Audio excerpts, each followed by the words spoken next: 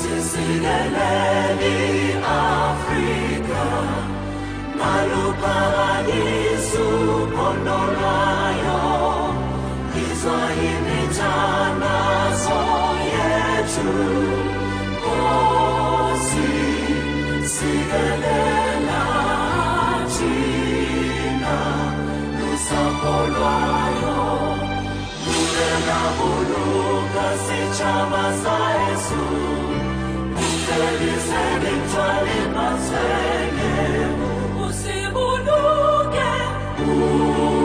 Usibuluke, sichabasa,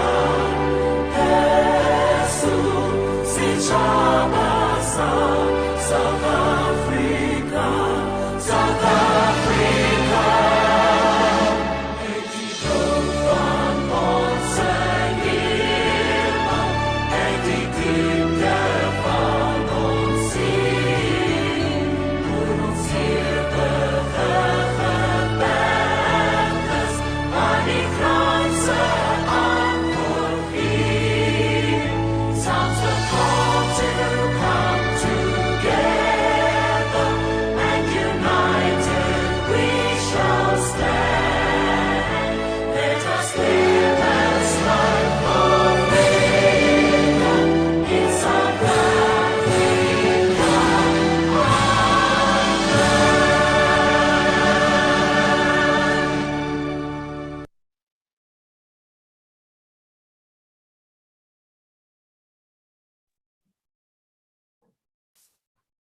Good morning, colleagues all over the world. Good morning, everyone. Can everyone hear me?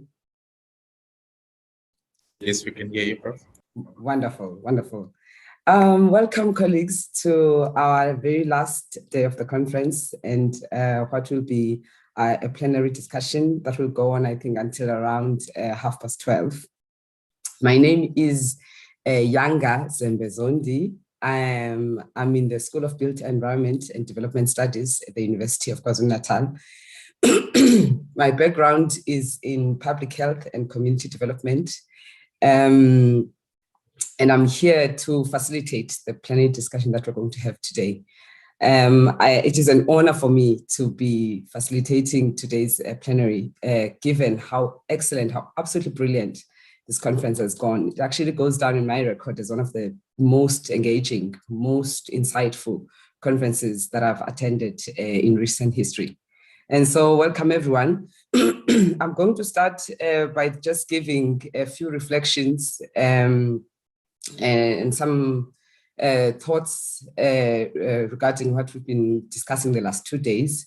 I was able to hop around and attend a number of the sessions, the brilliant sessions that we had. And I will just give my reflections and provocations. And thereafter, I will introduce our panel. We're going to have a number of panelists who are going to engage in a discussion that will be facilitated by Professor Makidimisha Chipungu. And thereafter, we'll have what I'm sure will be quite a robust discussion. And at the end of that, we will have our rapporteurs for the day coming forward and giving us a report on how each day went.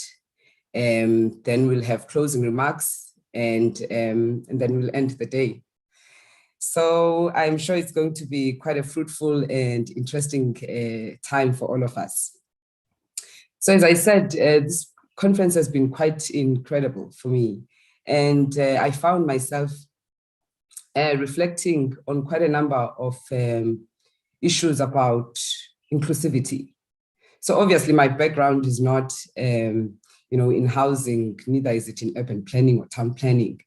But I found that the multidisciplinary approach that this conference has taken has allowed scientists, scholars, and practitioners of all kinds of backgrounds to develop really some critical reflections and thoughts, and to, it has provoked very important questions for everyone who works to include, everyone who works to create more room in our world, everyone who works towards eliminating inequalities and poverty and all the kinds of social barriers that make life extremely difficult for some of our populations in the world. So I found that for me, the conference has driven across very empathetically that abject poverty, I think this is the most important finding for me, that abject poverty is not the only variable that we should be considering when planning around inclusive cities. And as such, our research, our theories, and our practices need to go beyond the economic dimensions of inclusivity. There is a lot more that we need to take on board. Not only do we have other more visible forms of marginalization, besides being marginalized economically for a lot of populations in the world. So not only do we have other more visible forms of marginalization, such as disability and gender, but what this conference has shown is that there are other less visible ways in which people become excluded, in which people are not able to be part of the urban environment or to belong, to have a place of belonging within our cities. And I think this is what really we need when we consider future research questions as urban planners, town planners, housing practitioners, scientists, scholars, and even, as I said, for people like myself, who come from a different discipline. This is what we need to talk on board. Various populations are being excluded, even those that we think are actually already included in the city. They don't have a place in the city in many other ways, or certain parts of themselves don't have a place in the city. So amongst the many excellent presentations we had, one of them that truly brought this point across for me was a presentation given by Dr. Sthembiso Myeni, who's also part of the School of Built Environment here at UKZN. And his presentation on precarity and the use of precarity as a lens to examine inclusivity, particularly when it comes to affordable housing. He raised very important points. And the end line, the bottom line of his presentation was that precarity is an important lens that we should use. Not only, as I said, just these very visible, common economic variables that we normally use when seeking to understand inclusivity. He said precarity is important to use because it cuts across all social classes. It allows us to make visible other populations besides the poor, whose inclusion in the city is precarious, even when they do manage. So those populations who, even when they do manage to make a life in the city, they are hold to those, when it comes to affordable housing, for instance, they are hold to those houses, those mortgages that they've accessed, that have allowed them entry into the city, is hanging by a very thin thread for very many reasons. And this had me reflecting, even, in my own personal life as historically marginalized, as someone who belongs to a historically marginalized group, both as a Black person and as a woman. How, though I live in what is known as the suburbs, that there are times where the ability to sustain and to maintain my life as someone who lives in the suburb is at times precarious. That there is, I think this is something that was raised quite a lot when we're looking at the affordability of higher education, and we're re-examining who actually can afford to send their children to higher education institutions. Should we be providing solutions only, financing solutions only for children of people who are abjectly poor? Or do we have a less visible, precarious middle class that actually cannot afford to send their children to higher education institutions? So this brought along the same kind of thinking that we have these other social classes who may be in our cities, but their ability to maintain and sustain their life here, their ability to stay in the city is precarious. It takes one single major economic crisis, both in macro and micro terms, for someone to be evicted, to be without a house. And we've seen that during COVID-19, haven't we? A lot of people, because they lost their jobs, professionals, middle-class professionals, who previously were able to make a life in the city, but COVID-19 came, they lost their jobs, they were retrenched, and they were driven out. So what this brings home, therefore, is that we need to take our research theory and practice, as I said, beyond these economic dimensions of inclusivity. We need to consider other ways in which populations are becoming, can be so easily excluded. There was another brilliant presentation by Prof. Masuke from Zimbabwe, I hope I've pronounced his name correctly, who talked about additional dimensions of inclusivity, or including accessibility, affordability, sustainability, and resilience. And I referred to these as the hardware aspects of inclusive urban planning. And I find that it's great to have this quadrant that takes us, that has us looking at how accessible, how affordable, and how sustainable, and how resilient can people become in the city. But there are other more software dimensions that need to be included in the conversation about inclusivity. And those relate to belonging, aspiration, validation, and affirmation. We need to be planning cities where people are not just able to access and afford a house or a place to stay, or afford a life in the city, where they're not just able to sustain their economic hold on that life that they've built for themselves in the city, and be resilient in it, but also where people are able to belong, are able to develop a sense of belonging, where their humanity is validated within our cities. Remembering very well that in a country such as South Africa, our cities were not planned with the majority of the population in mind.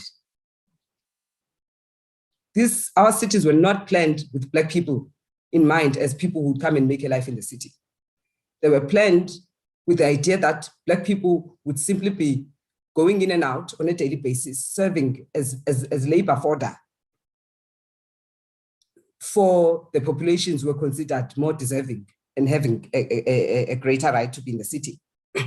And so it is important that when we're thinking about how do we redesign, how do we reimagine our cities, that we take on board and we ask ourselves, how do we plan and build these cities so that for everyone who walks around, for everyone who makes a life here, if we are planning a mixed development community, as is the popular thing to do right now, or we're talking about bringing people closer to places of work, so we're talking about taking them out of the township and so on.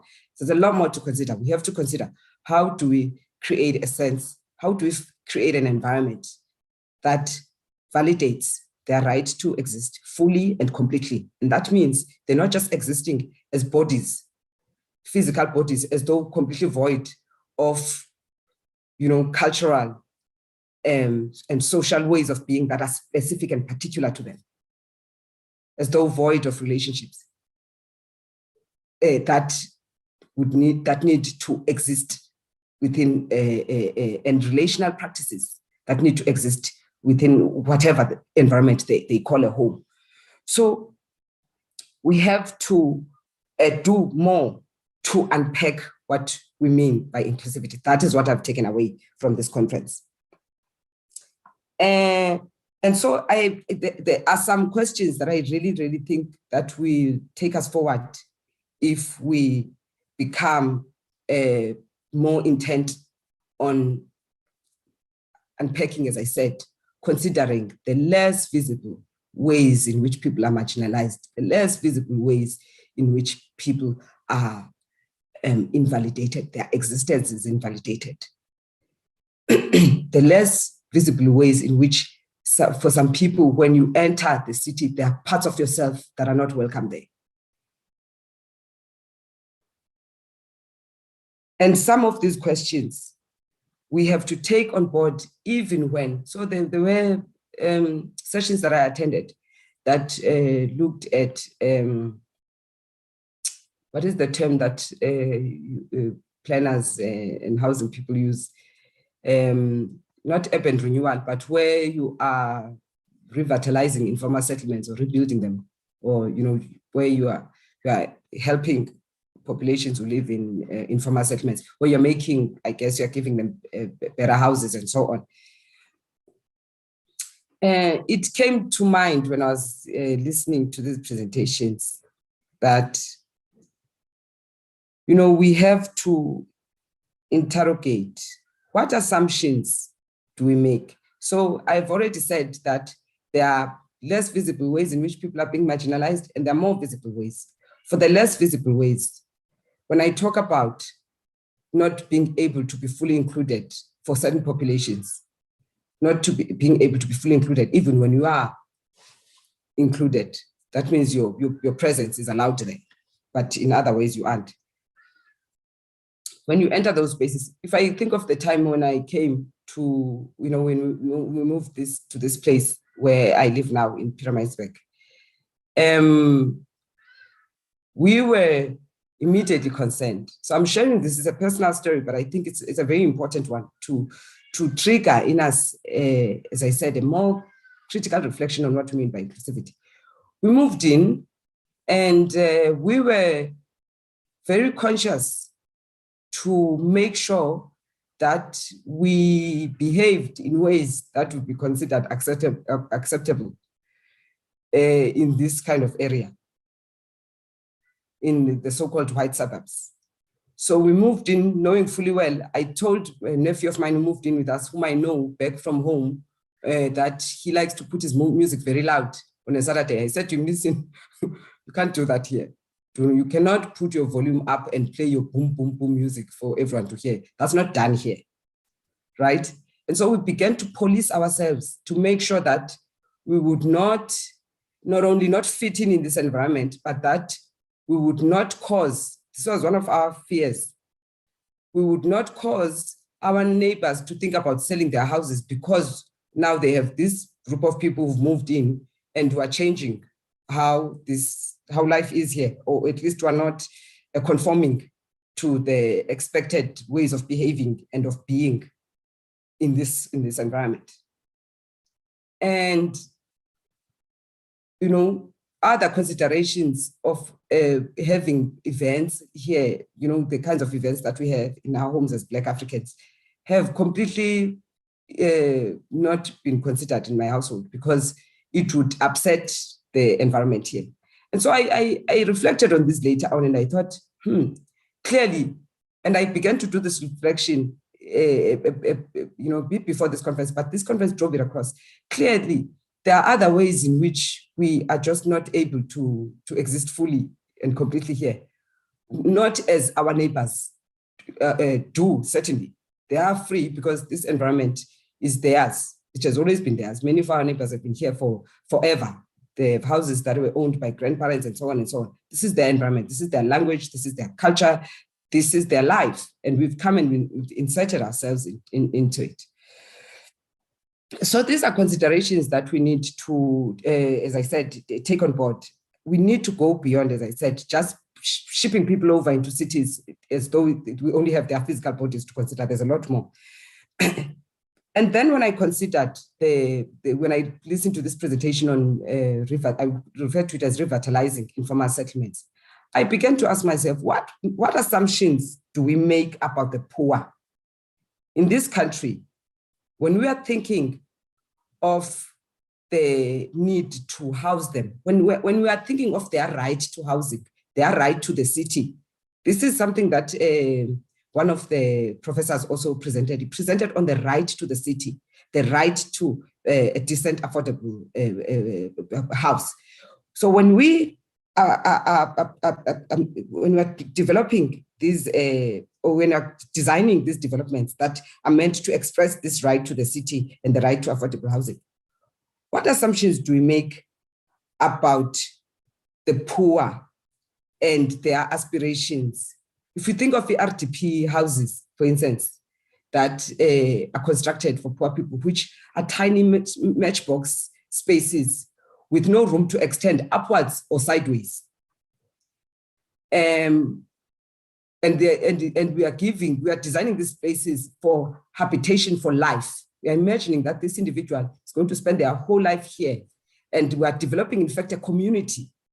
What assumptions are we making about these people and the other ways in which they need to exist?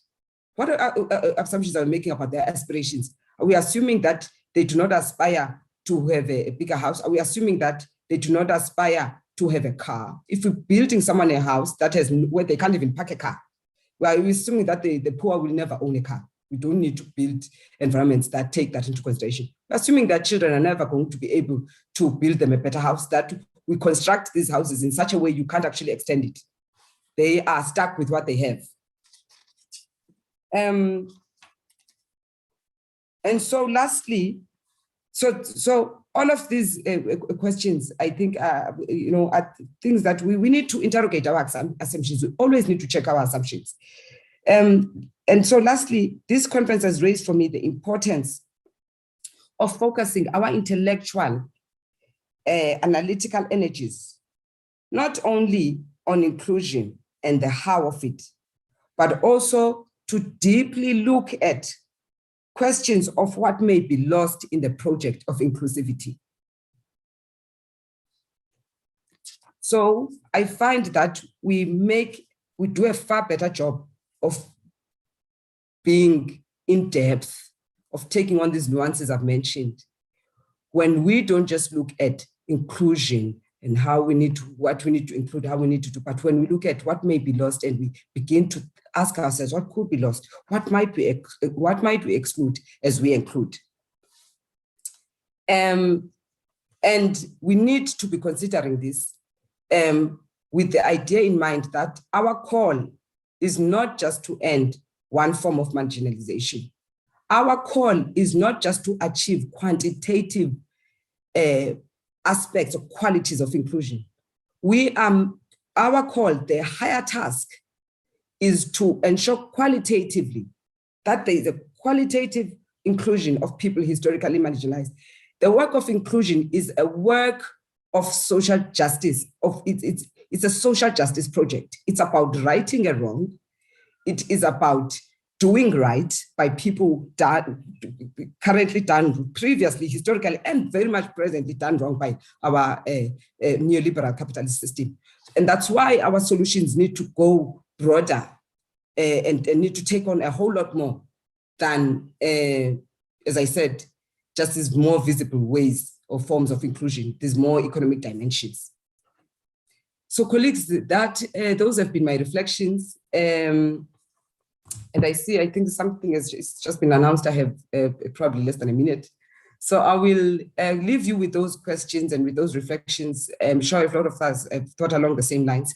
And now I want to take the opportunity to introduce the panelists for us so that we can get on with this engagement. You can reflect on some of the things that I said at some point during the discussions at the end, at any time. I very much enjoyed that, the ability to just engage with each other as scholars and practitioners in this conference. And so for our panel that's going to be coming up, we have a number of professors and practitioners who are going to be engaging in what I'm sure, as I said, is going to be a robust discussion. We have first Professor Geshi Karuri Sevina, I trust that I've pronounced your name well, who is a professor and an associate with SACN, and where she was previously executive manager for programs from 2011 to 2017. She's currently a visiting research fellow at the University of Witwatersrand School of Governance, and she's also an adjunct professor at the University of Cape Town's African Center for cities. She is widely recognized and published on issues of urban development, innovation systems, and futures. And we are extremely pleased and honored to have her here. We also have Dr. Ulrich Kraut, who is a German academic and also a policy analyst, who's an advisor and a trainer who's living in Berlin in Germany. Dr. Kraut, for the more than 30 years now, has been nurturing his wealth of analytical and managerial experience on all policy levels, from city halls in Germany to regional authorities in Europe, and from national governments in Asia to the headquarters of the United Nations in New York. The most important subject areas of Dr. Kraute's work include supporting UN member states with respect to their national development strategies, developing and supporting the implementation of national urban policies, implementing the international guidelines for urban and territorial planning, and providing advisory services to cities, countries, and international organizations to further strengthen their international cooperation, governance, and management. We also have Professor Ali Al-Roof, I'll just refer to you as Professor Ali, if you don't mind, who is an architect, an urban designer and planner interested in research and practice related to comprehensive sustainable design and urban planning. He was a visiting scholar at the University of California at Berkeley, USA, and has held a permanent and visiting teaching and research post at various regional and international universities. He has recently, so he's a prolific scholar who's done consultancy work on numerous projects with astute organizations, including UN Habitat, UNESCO, ESCOA, and ICOMOS, amongst others. He has delivered lectures and presentations in over 25 countries. And he's recently published a book titled Knowledge-Based Urban Planning in the Middle East, and which was given an award by ISOCAP in 2018.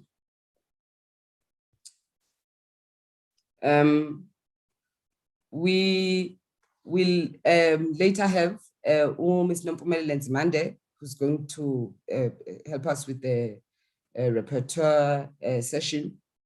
Ms. Nompumelelo Nzimande is a renowned demographer at the School of Built Environment and Development Studies and in the country and beyond. She holds a master's degree in sociology from the University of Natal, and she serves on the Statistics Council for South Africa. She chairs population and statistics conferences and committees, as I said, across the country and the continent. And she also sits on and chairs the National Advisory Committee for the Population Census of 2021. Ms. Nzimande has conducted extensive research on demographic prospects of Southern Africa.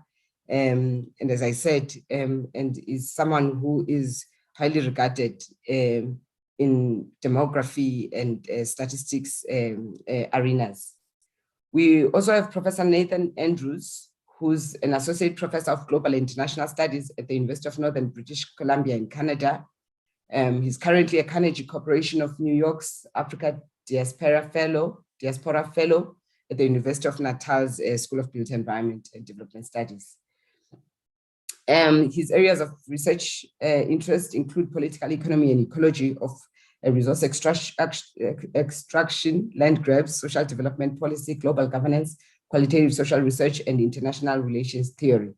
He has recently published a book titled Gold Mining and the Discourses of Corporate Social Responsibility in Ghana. We have, I think lastly, Dr. Claudia Lochia, who's a senior lecturer in the discipline for housing at the School of Built Environment and Development Studies. Has extensive experience in transdisciplinary research and consultants work, and has worked in the areas of energy, efficient urban planning designs, retrofit, green infrastructure, sustainable urban regeneration, low-income housing design and policies. She has been a Royal Society Newton Advanced Fellow since 2016, and is collaborating on various valuable research projects in South Africa with local governmental institutions, NGOs, and local communities. She also sits on our committee for community engagement. I'm sure there are other panelists that I don't have biographies for, but they will introduce themselves when the panel starts. As I mentioned, the panel discussion is going to be facilitated by the award-winning Professor Makitimisha Chipungu, who is a SACHI chair on inclusive cities, and also the brains and the long hours and the planning behind this brilliant conference. And so I'm going to hand over to you, Professor Makitimisha Chipungu. Thank you. Okay, thank you very much, Professor Yanga, and for quite an interesting opening remarks. When I'm sitting, I'm thinking, what level of planning should I package? Should I put you at a PhD level? Should I award you a degree around this level? So you did a good work. Thank you very much. I'm coming here with my three colleagues who will be taking this discussion further. Of course, Professor Young has done some closing remarks, opening remarks. I won't go back to that. So I will request that three things. Our panelists, which is Professor Ali, Dr. Ulrich, and Prof. Geshi, they will show themselves so that we can see when we are discussing. Thank you, Prof. Geshi. So today's panelist is going to be an interesting one because the panelists were carefully selected with different strengths and expertise. And they've been talking a lot in the medias and also writing up on a number of issues around the urban development and the issues around inclusivity. But just to give you some quick reflections around the multidisciplinary approach which the SACHI Chair for Inclusive Cities is really advocating for. After doing some initial research, then we quickly realized that actually, if we are to talk about inclusivity at any level, we just cannot do it as a built environment, because it's not a built environment issues, and it shouldn't be a built environment issues. And so that's why you find that we end up coming up with the theme, which we have today, achieving inclusivity through a multidisciplinary approach. And what we have observed as a team is that what has been happening, and this is part of the reason why our cities remain not inclusive, is because each and every aspect, each and every discipline, they move into the city and take their own component and address that. And they're addressing that component in the isolation of what is happening across other disciplines. So health expert working, oh, we got a malaria case, let's deal with malaria case. Oh, we got COVID, let's vaccinate people. But what happened with the built environment, then if you are vaccinating people on malaria, and people, they still stay in the same structures with they have, people that still stay in the same environment with they have. So the problem comes back and move in a form like a cycle. And we just cannot address anything because we're doing this in isolation, we're doing this on our own as experts. And we want to try very strongly, in a very strong term, to say, let's move towards a multidisciplinary approach when we're dealing with things which are city-related, because that's the only way to do it, and that's the only feasible way to do it. If we come up as planners and we go and take our own component and we leave it like that, we are actually creating a problem for the next person who is obviously a social worker or another discipline. So if we come together and say, this is the problem we have, and how do we address it? And let's see what the president is trying to do, of course, with the issue around the DDM one plan, trying to consolidate, bring different spheres on board. And this is the issue actually in terms of what's happening within local government and district level, and of course at national government. So there's this juncture of information and repetitive of effort. So we are strongly, as the SACHI Chair for Inclusive Cities, sending a strong message out there to say, we cannot talk on our own as a built environment experts. We need demographers, we need the statistics, we need the data to able to make informed decisions. And this needs to be filtered into actual our curriculum to say, if you want to talk anything to do with inclusivity, you need to know how many people you are going to plan for. And our curriculum needs to start reflecting on that. And we also have to bring on board demographers. And that's why I find that in our team, we also have a demographer because we understand their importance. Okay, so I don't want to be this about my remarks. The idea of this symposium is also to bring people on board. So what I'll be doing is that the panel discussion today, we call this grand finale for a reason because that is what it is. It's a very grand final for today. So what we'll be doing now, we did call it myth or reality, and this is the question I'm posing to both to all the panelists, three of them.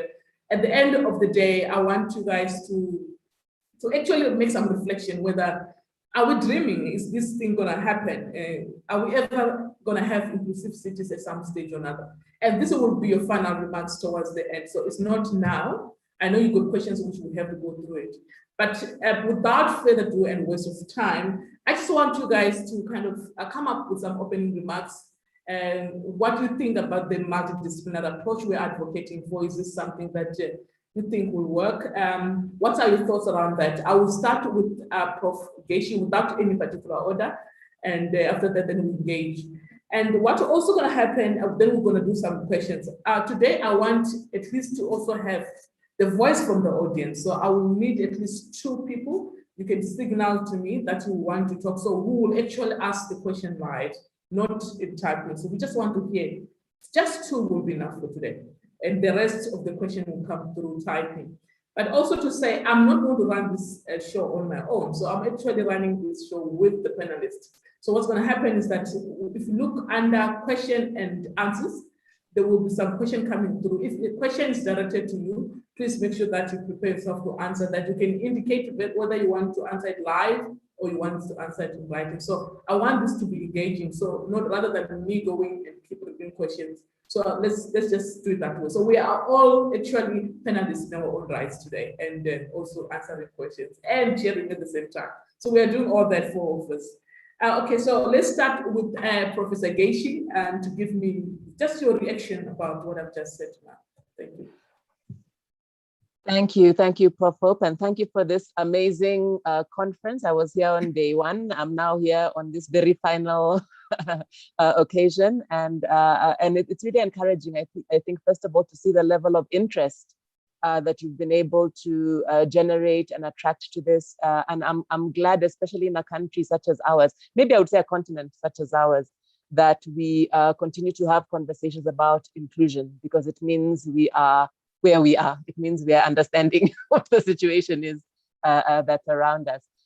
In terms of opening comments, I think, and this broad questions of inclusion, I'm really delighted for this chair taking this really, let's call it inclusive approach to thinking about the urban question.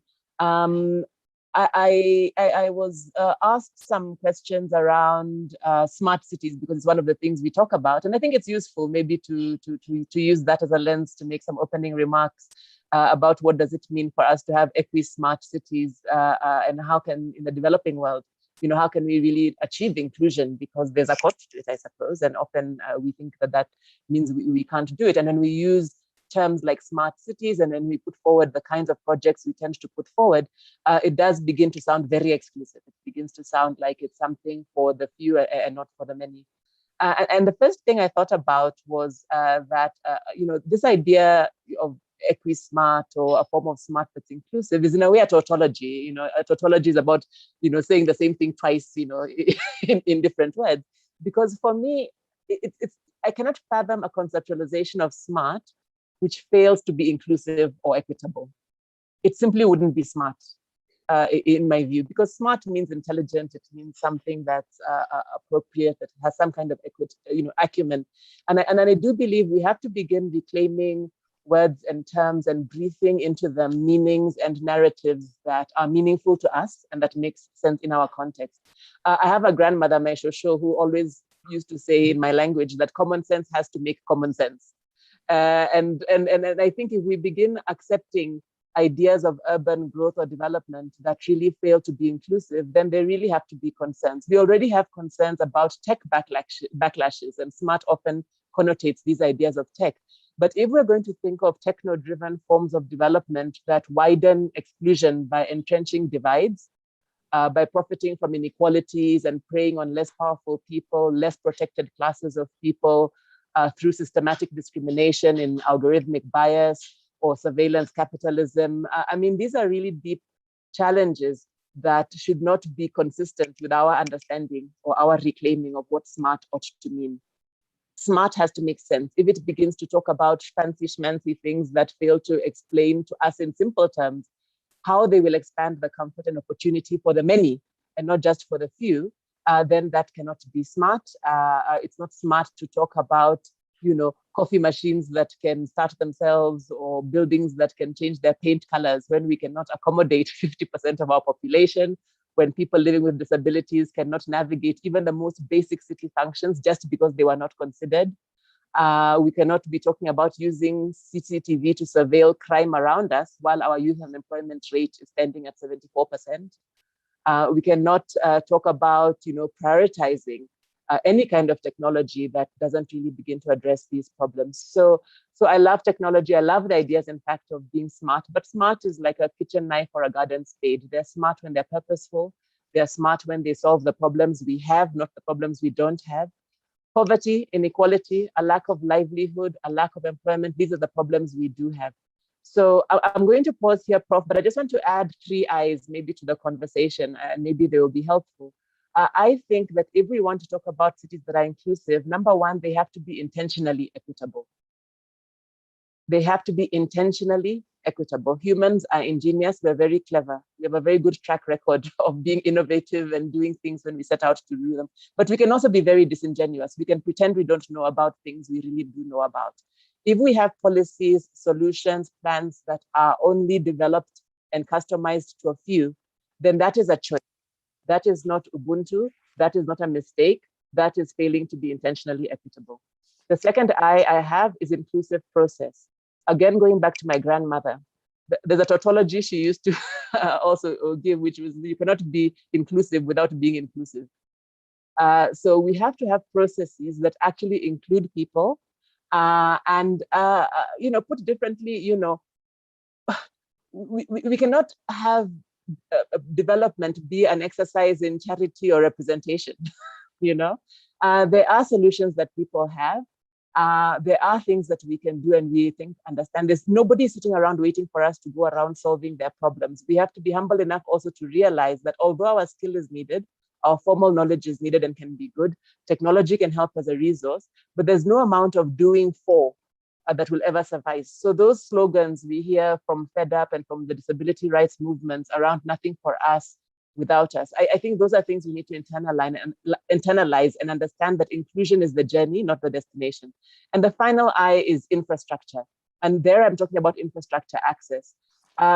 We are going to continue to entrench inequality and exclusion if we do not understand that equity, infrastructures, and I'm talking here not just about physical infrastructure, but social infrastructure, digital infrastructure, has to be a public good and a basic right for all, not an entitlement for some, or as something that can only be thought of as a commodity. And as long as we don't have inclusive infrastructure, we're going to continue to further expand divides. So those are my 3 I's for today. We have to have intentionality, inclusion, and infrastructure that's inclusive. And I think then we can begin to imagine what inclusive cities or inclusive urbanisms might look like. And I hope that's helpful for today. Thanks, Prof. Hope. Yes, thank you very much, Prof. Geshi. As we're talking, I'm thinking about what I always say, especially about smart to say, or smart cities. And I think there's a lot of misconception about what smart cities are. And most people, when they think about smart cities, they automatically think, oh, technology, IT, and all those kind of things. And that's why maybe there has been some reaction and backlash to say, we actually do not want smart cities when the president announced the smart cities. But just to clear some air, that to say, actually, if we are talking about smart cities, which does not include the poor, that's not smart. So smart is not about just technology, it's about able to respond to people's needs within the environment in an easy and accessible way. So once you talk about smart cities, you think technology and you end it, then you quickly realize that actually your definition and your understanding of smart cities is actually limited. Smart cities is not just about technology, it's not just about big malls and like what we always talk about, but it's about being smart in attending and addressing people's needs. And if technology is going to make that happen, let it be. But it's about exactly that. So I like those remarks. Let me go to our colleagues. Dr. Ulrich, what are your opening remarks around the issues we're discussing right now? Yeah, thank you very much. From my side, thank you for the invitation and for the great conference. I took the last days to stroll through the rooms and the plenary sessions.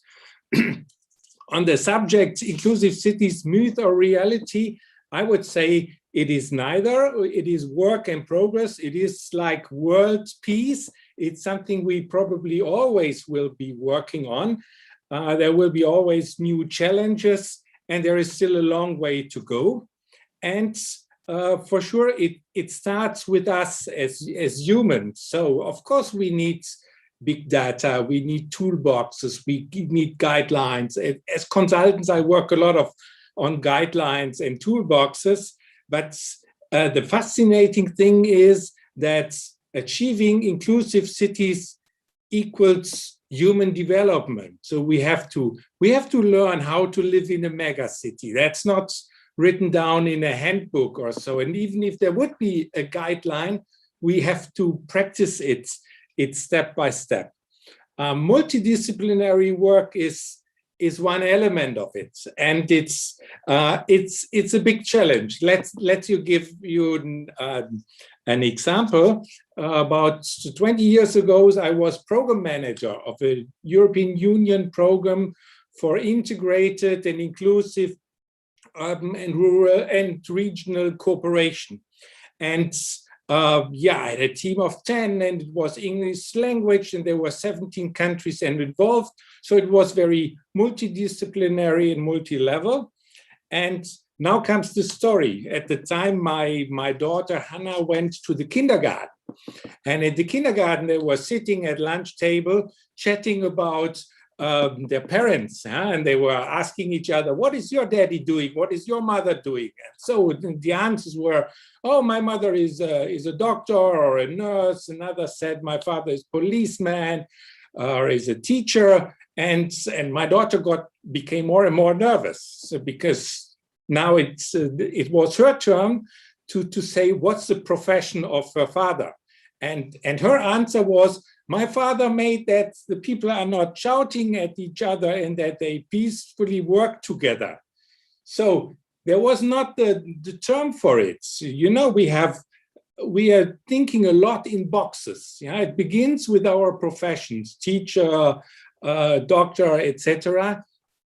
But for those fields of work where we bring things together, like multidisciplinary work, but also social inclusion, where we bring together different groups of the societies, we don't have perfect terms. We have terms like a community organizer, developer, or planner. But imagine my daughter would have said, oh, my father is community organizer. They would have looked at her and asked themselves, what is she referring to? So it's a difficulty. And when I started working for the governing mayor of Berlin, he listened to my pitch, and then he said, okay, oh, you are an interface manager. And I think that's something which fits also to inclusive cities, that it is bringing the groups of the society, the disciplines, etc., together. But to close this introduction, that's the fascinating thing about achieving inclusive cities, that it's about us, about developing us. We may need all kinds of technology, that is right. I support that. But at the end, when we have human-made problems, we also need human-made solutions. Thanks very much,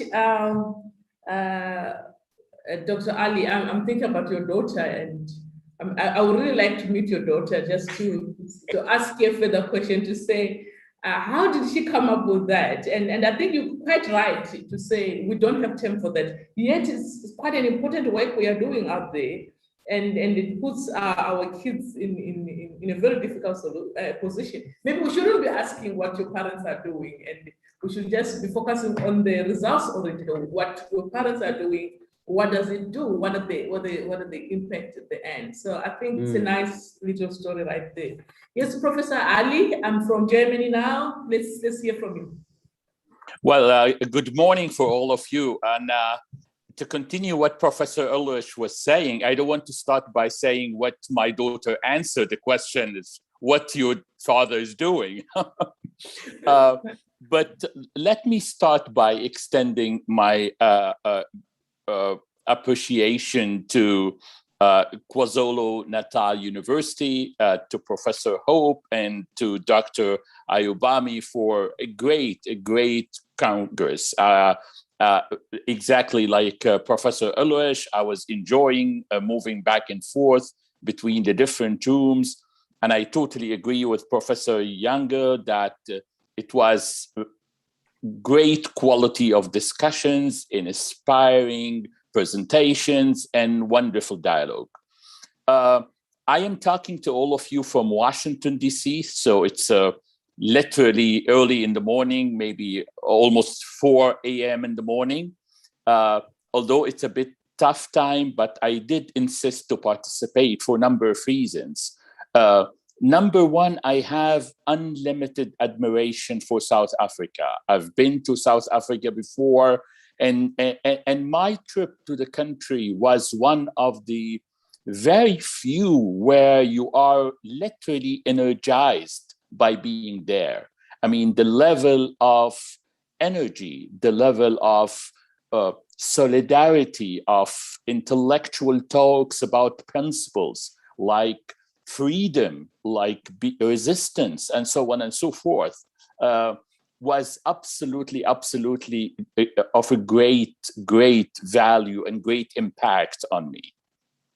The other reason is that, and I want to really extend my appreciation to Professor Hope, is the notion of how to deal with inclusive cities from a multidisciplinary approach, because this is, to me, a fundamental point too.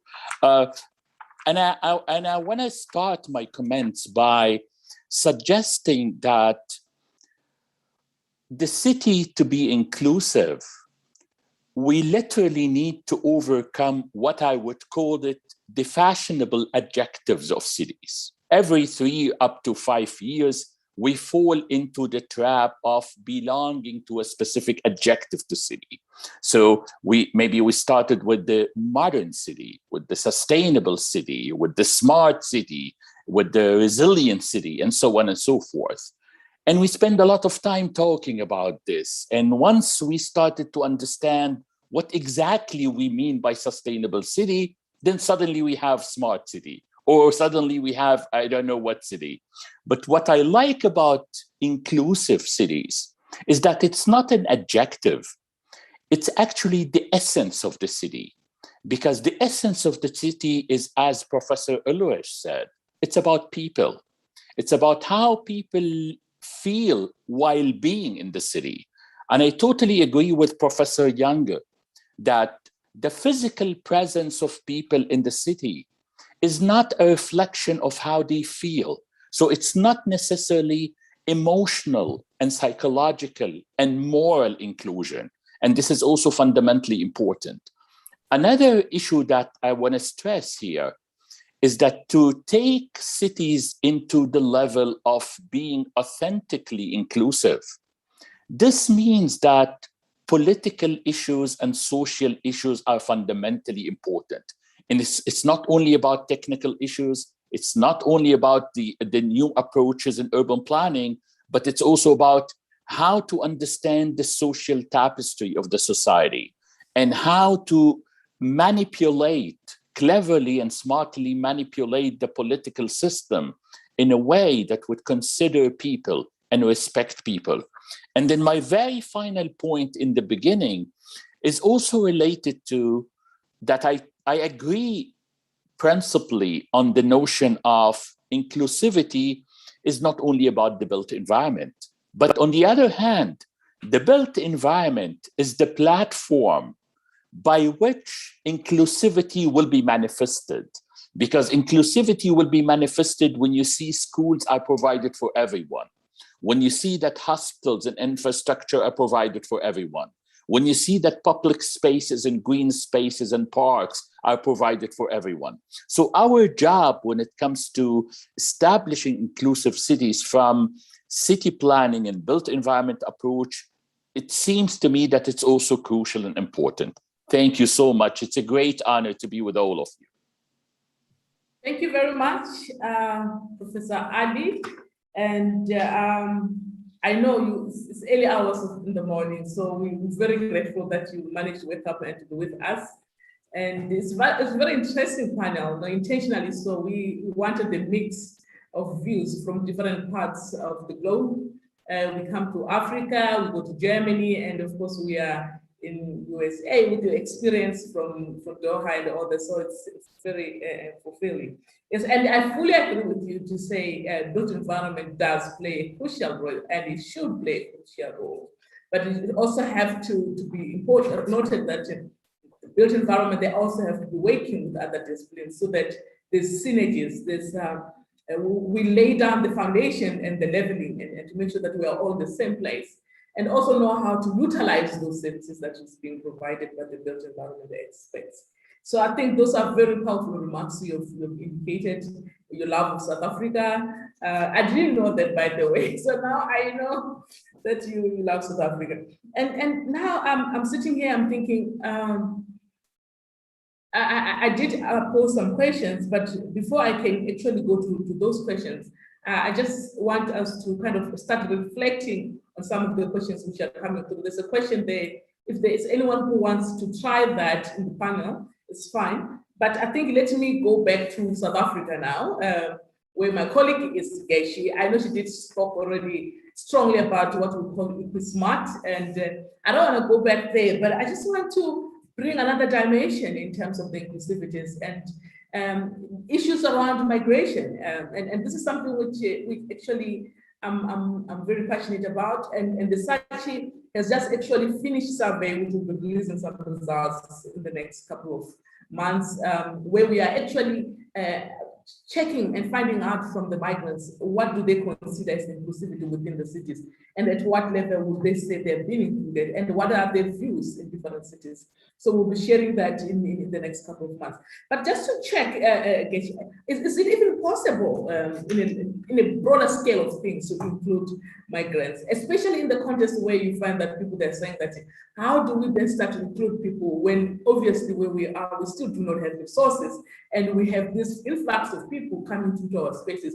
Are we ever going to be able to include these people in our spaces? And it is about resources and the notion around the sharing of resources, you are taking our resources. How do we deal with that?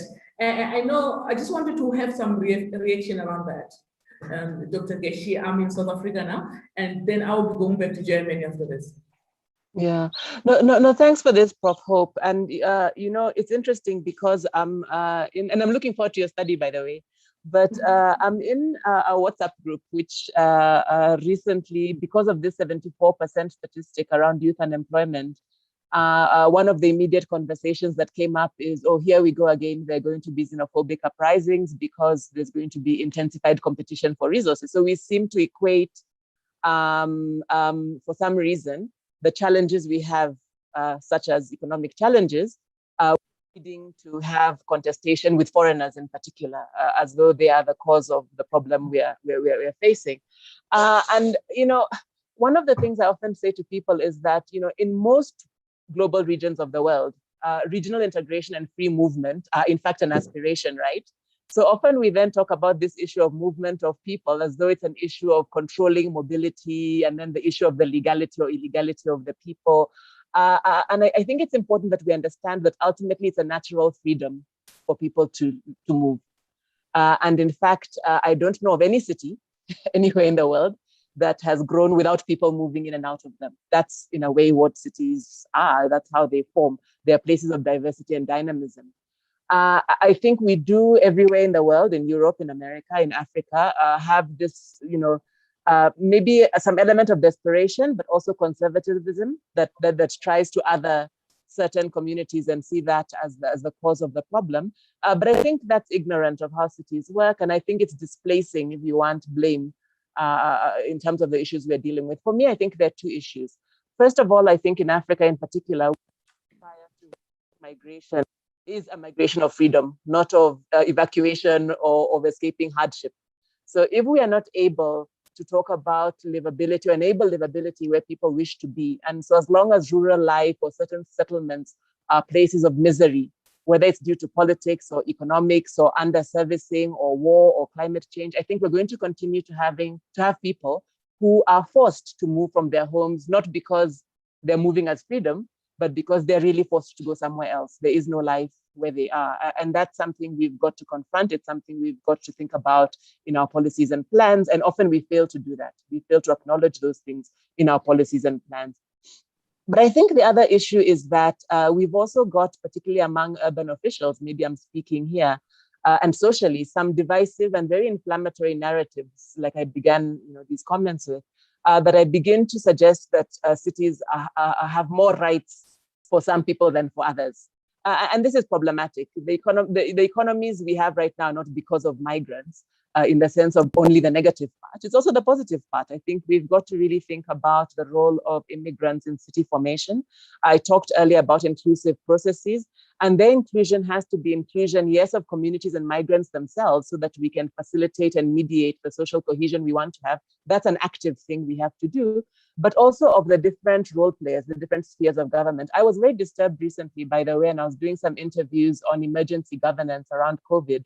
And one of the things that came up here in Joburg, where I live, for example, is that the city, through its migrant desk that has been working with social partners, working with communities, because of the xenophobic issues we've had, are really trying to have a different way of doing things. And therefore, when COVID came around, they really began to have an inclusive approach to whether it was distributing food or social relief. And in a way, there was something positive that was happening.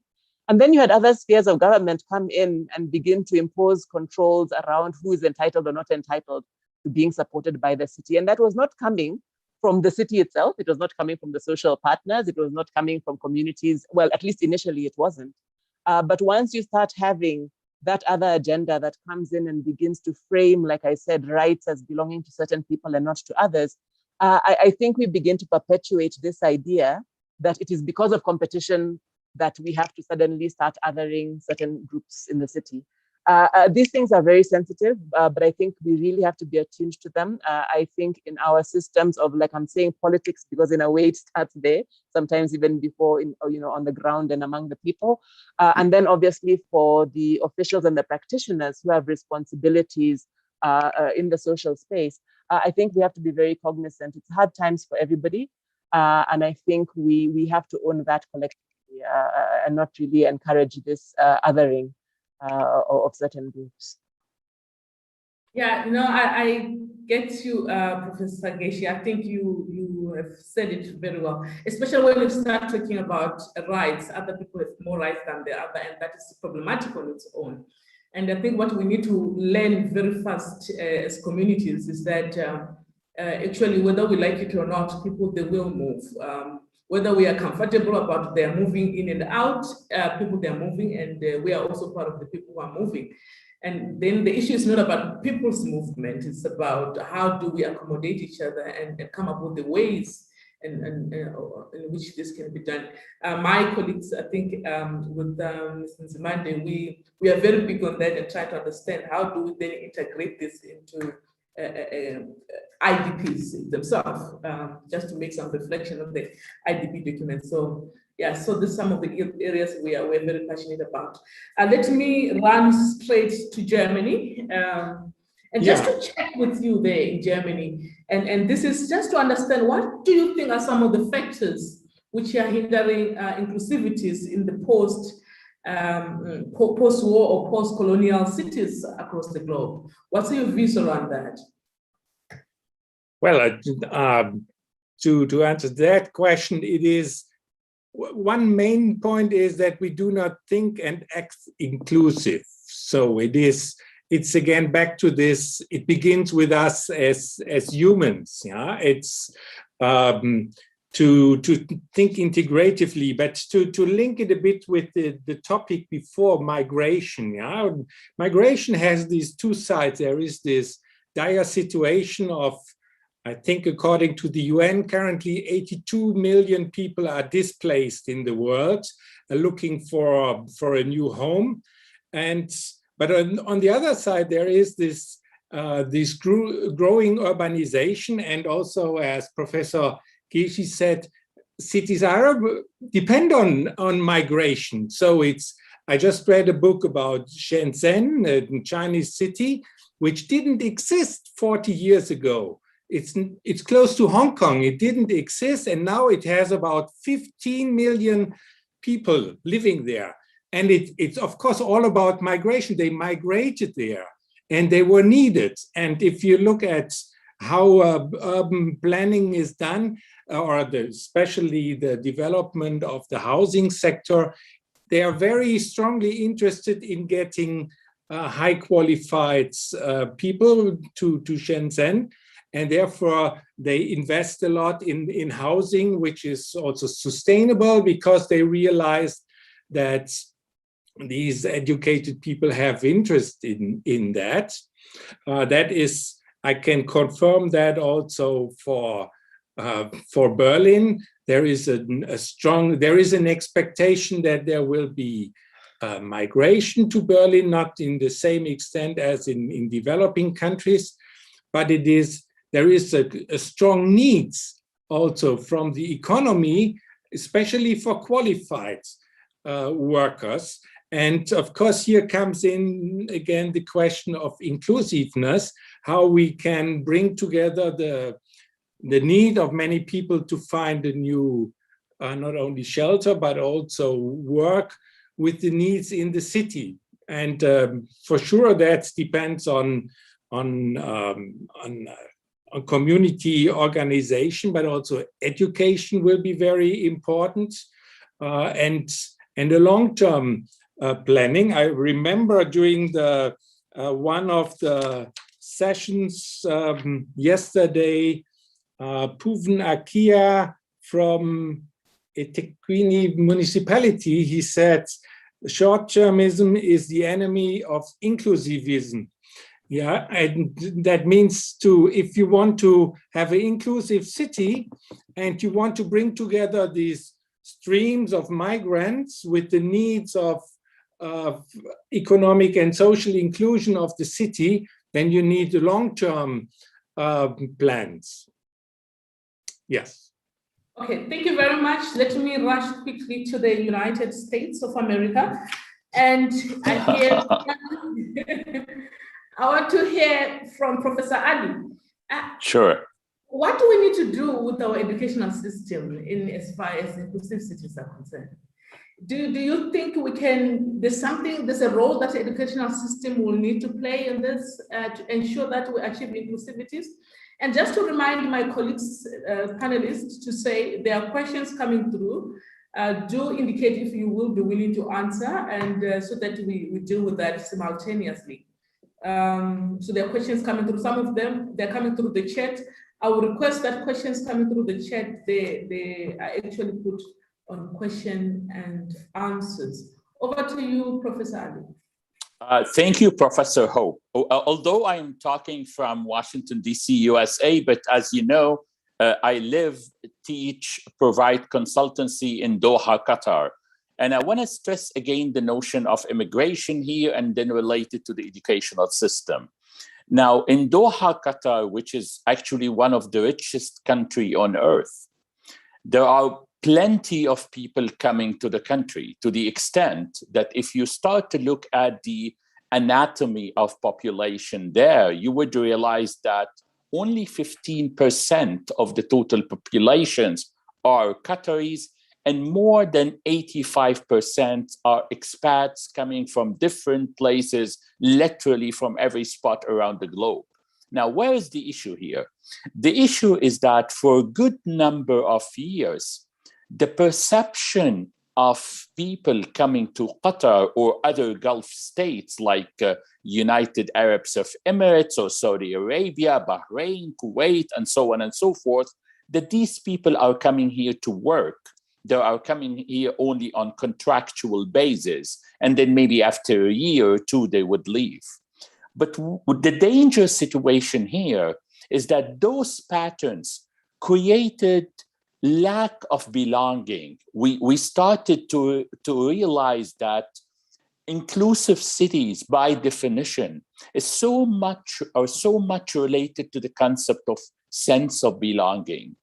And if you deal with 85% of your population as only visitors, as temporary people, as people here to work for a year or two and then to leave, you will end up with a fragmented city. You will end up with a city that's not speaking to the people who are living in it. So the paradigm shift was done when we started to inject a new perception about the meaning of immigrants, about the meaning of expats, and that those expats are literally building the country. And not only that, they are doing incredible dynamism in the local economy. There are the people who are making stores thrive. Streets are packed with people. Restaurants are diversified and again full of people, and so on and so forth. Now, how this is related to the educational system, in my humble opinion, it's so much related to how we prepare future architects, urban designers, and planners to deal with real projects, in the sense that how to start to inject new level of projects by which students would realize that creating an open space for Bangladeshi people, for instance, or Indian people in one of the quarters in Doha is also a valuable project. How to make the waterfront accessible for all. This is also a valuable project. How to make mixed-use development that would speak to number of nationalities and will allow all of them to exhibit their traditions and their way of life, and so on and so forth. So I think education can make a huge impact when it comes to respecting immigrants and at the same time emphasize the essence of inclusive cities. Thank you so much, Professor Hope. Thank you very much, Prof. Ali. I'm very much aware that you actually have all your experience, most of your experience in Doha at the moment. That's where you're based. And we're actually looking forward to see you in the conference that we're organizing with the ISOC there.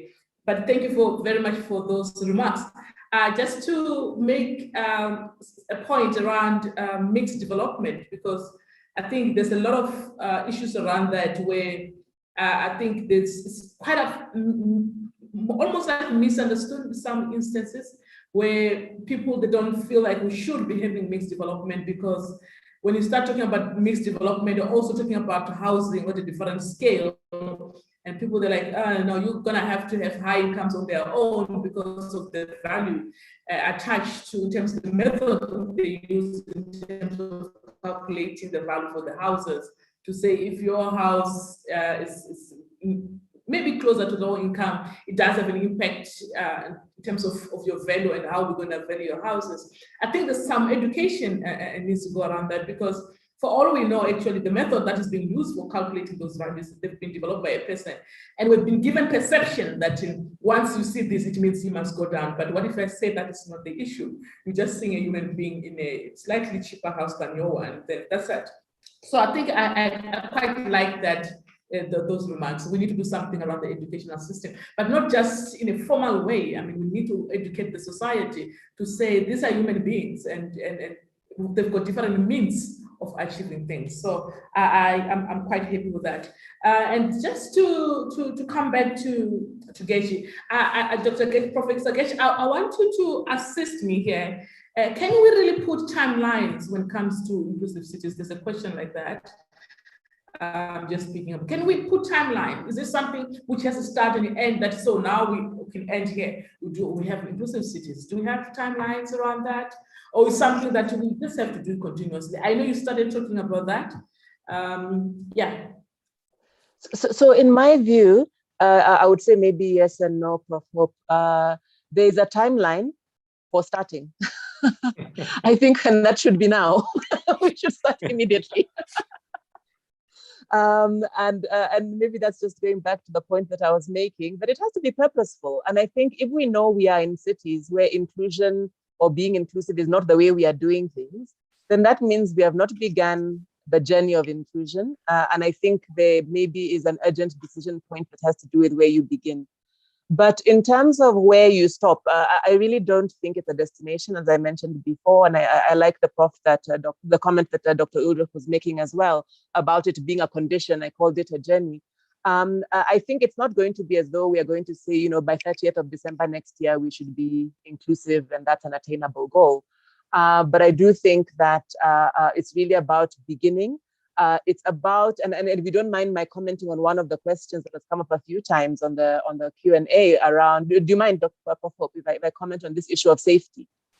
No, not at all, because you will be addressing the question after that we can take it out. Thank you. Okay. Yeah, so I see, and I'm sorry for Abdul Musin's situation yesterday in terms of an unsafety incident in Durban, and I see Umar also asking about insecurity, and I know these are the kinds of issues that feel very urgent. So probably when we talk about timelines, I mean, there are things such as whether you feel safe in a city that perhaps do have a real sense of urgency and, and we need to address that before we address anything else.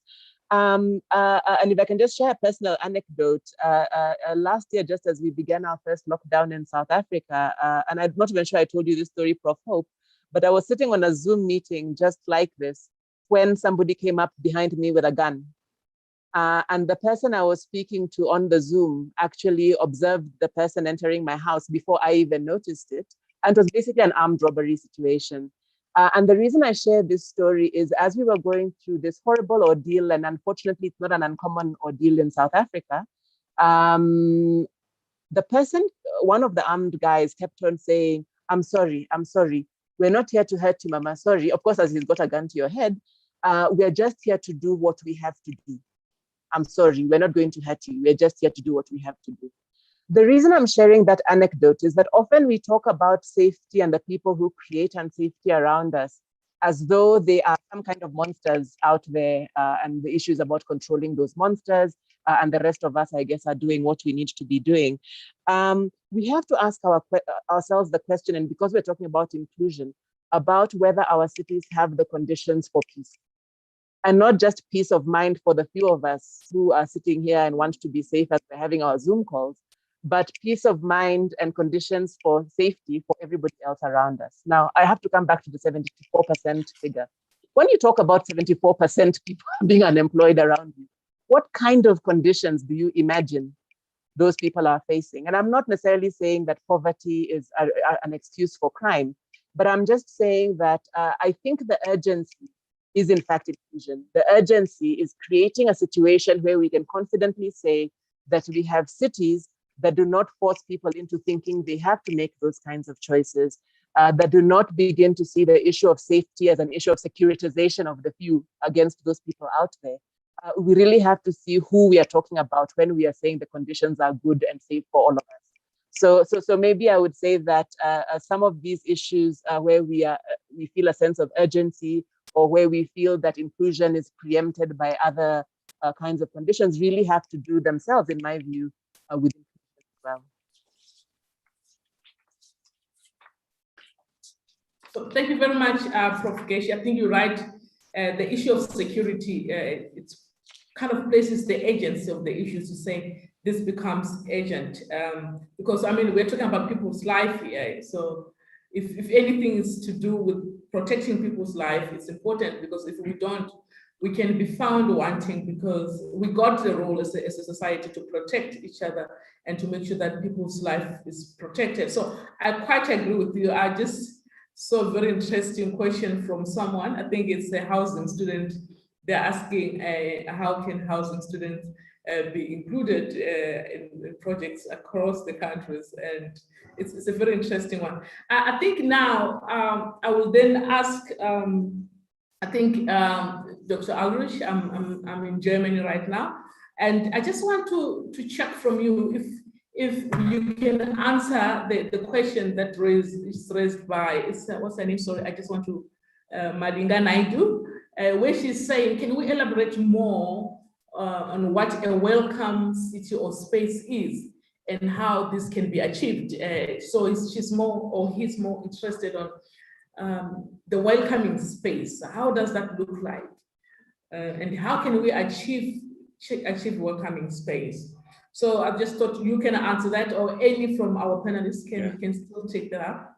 Yes. Yeah, maybe I can begin and others can join. What I would like to refer to is, of course, there are welcoming services in some cities, but what's most welcoming is if the city development is properly planned. I mentioned earlier that I worked on several guidelines and handbooks, and one is about the international guidelines on urban and territorial planning. That is a guideline produced by United Nations, UN Habitat, and I wrote a handbook on it, and I put the link to the handbook in the chat. I don't know if everybody gets that. But you can find it also on the website of UN Habitat. The good thing is it includes 12 principles. So, you know, we talked about multidisciplinarity and the complexity, and somehow planners have to reduce the complexity in day-to-day work. And I like these 12 principles because they help to link the different challenges. And you can put them up in your office like a poster. It's just 12 points. It's even something one can memorize. And they are about governance, social development, economic, environmental development, monitoring, and implementation. And yeah, it is this integrity of this integrated applying of these principles, which makes a city a well-planned and therefore then a welcoming city. Maybe that's enough as a first answer. Yes, thank you very much, Dr. Ulrich. Let me just hear from Prof. Ulrich. I think what I'm more interested to find out from Prof. Ali right now is are there any evidence around the world, and this is based on your experience, based on the work you've done in Doha, across the globe, in different areas, just to check what are the evidence around the globe which start talking about this notion of inclusivities, or it's just something that maybe here we're just dreaming, we are daydreaming. What are the ideas? And as you are doing that, I will ask Dr. Nzimande, I think Nzimande, he asked a question there, and I want him to go live for that question. So to ask that question live on the next. So soon after Ali, I will be taking that. Musa, please just make sure that Dr. Nzimande, who asked a question, he will be ready for us to talk. So you have to unmute him. Yes, Professor Ali. Yeah, thank you, Professor Hope.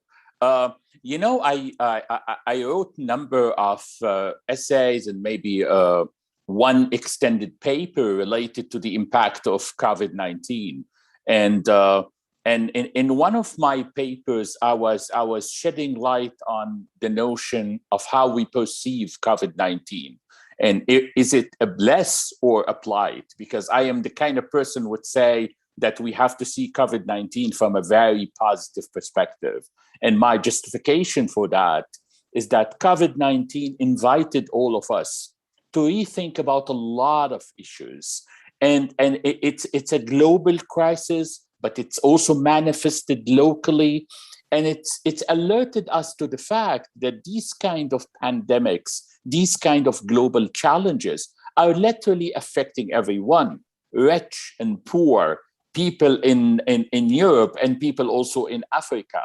With that said, I want to comment on a couple of issues raised in the questions and also in our dialogue, one of which is related to housing projects. And I think it's about time to consider designing and building beautiful houses for poor people. For a long number of years, we were only dealing with housing projects for poor people as a sort of what I called it human storage kind of approach, just places to store people, rather to create sense of home, literally sense of home, where people would feel sense of belonging, will feel that this is a place for their families, would be able to create sense of growth, and so on and so forth. So one of our challenges when it comes to housing is our ability from a designing and a planning perspective, and also from an educational perspective, to start moving a bit from designing houses for the elite to designing houses for the poor in a beautiful manner. How to create housing projects and housing spaces that would maintain the dignity of the poor people, the dignity of the unprivileged people. So this is one question. Another interesting question that I've heard during our discussion is related to the welcoming and inviting spaces. And to be very honest with you, I think welcoming, inviting spaces are so much related to how we can manifest our relation to spaces. And this manifestation, how to create connection with a space, cannot be achieved without being sure that we listen to people, that we were able to know the actual needs and the authentic needs of people, and not to design by assumptions, as Professor Younger said. We have a tendency as architects and urban designers and planners to just assume things, to stay in our ivory towers, and we will say that the people would act as such. Those children would act as such. Women would act as such. I think one of the positive things about COVID-19 is that it's a bit inviting us to be more humble in the sense that we need to understand people and we need to understand their actual needs.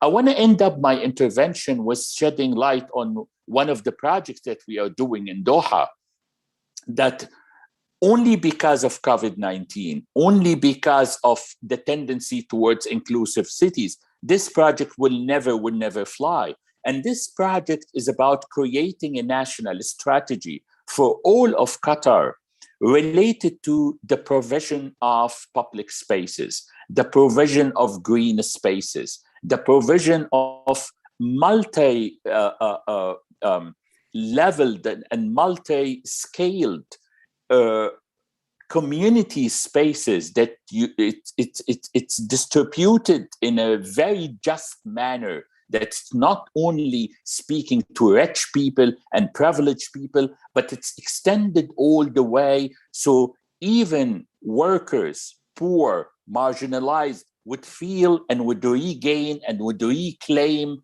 public spaces and green spaces to feel that they are part of the community, and they would regain their integrity and dignity. Thank you so much. Thank you very much, Professor Ali. I am with Professor Ali, Professor Geishi, and Dr. Ulrich on this panel. It's very exciting. I want now to invite Dr. Nzimande. I think I see him today, just to give his remarks. So is he here? Yes, I'm here. Yes, yes, yes, please, can you ask your question live? Okay, thank you, Professor Moketimisha, for an opportunity, and greetings to all the panelists and everybody else who is here. Maybe, Prof, before I go to my question, just one thing to mention here. I want to add to what Professor Ali said when he spoke on the role of the educational system in achieving inclusive cities. He mentioned a very interesting point that we need to equip our planners, we need to equip our architects and other practitioners, to be ready to embrace inclusive cities. And I want to add to that point that I think ordinary citizens too need to be equipped, they need to be prepared, in order to break the issues of social exclusion in a form of racism, sexism, and the rest. So they need to be equipped as well, they need to be prepared as well through educational programs and awareness, because if we do it that way, we'll all be ready to do what? To embrace inclusivity. So what does that mean? It calls for everybody else to take part when it comes to inclusive cities, other than mentioning only town planners and those who are specifically dealing with cities. But it calls for sociologists, it calls for anthropologists, and everybody else to to play a role to make sure that ordinary citizens, through educational programs, are ready to embrace it. Then, going to my question, Prof, yes, it has been partially answered in the presentations, because I wanted to know the extent to which inclusive cities should be inclusive in the context of migration. I wanted to know if we are really prepared to embrace inclusivity. The reason why I asked that is because cities like Durban and other cities across Africa and across the world are already overpopulated. As overpopulated as they are, we are running short of land, for infrastructure development. We are running short of land or space for, basic services. So I wanted to know, how can we, break through? How can we, deal with this challenge? Because we are pushing for inclusivity, and we are ensuring that migration or our migrants are created space for cities. But are we ready to embrace such? Okay, thank you very much, Dr. Nzimande. Your point has been noted, and I'll give time to panelists to reflect on that. Now, I just want to ask Dr. Ulrich, just to check here, there's this notion around collective urbanism, to say this seems like a new framework which might assist us in actually achieving inclusivity. What's your views around that? Collective urbanism is being seen as an enabler to lead us towards what we consider to be inclusive cities. I will request that you answer that. I'm mindful of time.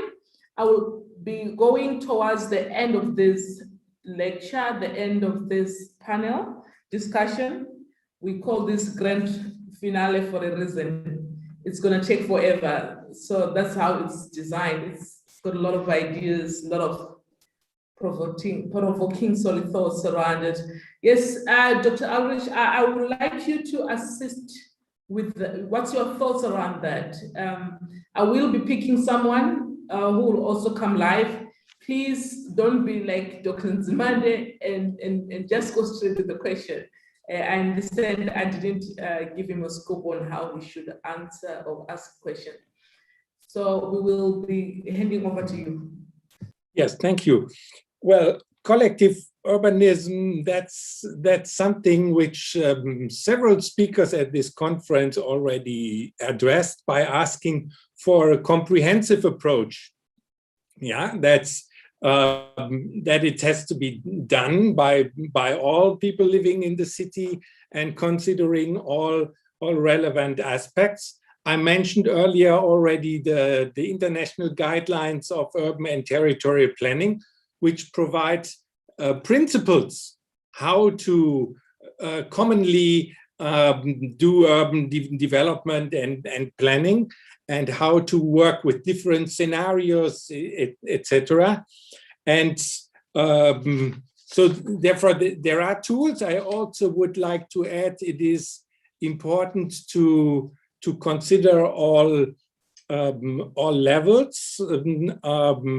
I think Professor Ali also referred to that, all scales, I would say, including the global level with the United Nations and their Agenda 2030 and the Sustainable Development Goals. We talk here about inclusive cities in the 2030 agenda, a key term is leaving no one behind.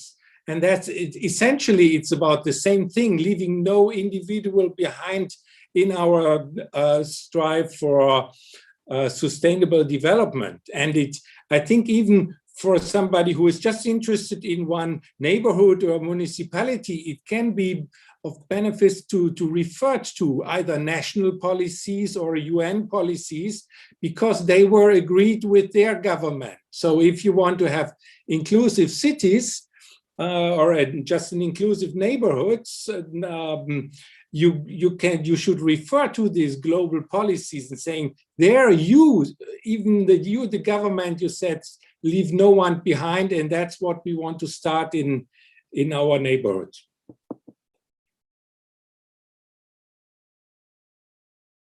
Yes. Shall I go on? I can go on for half an hour.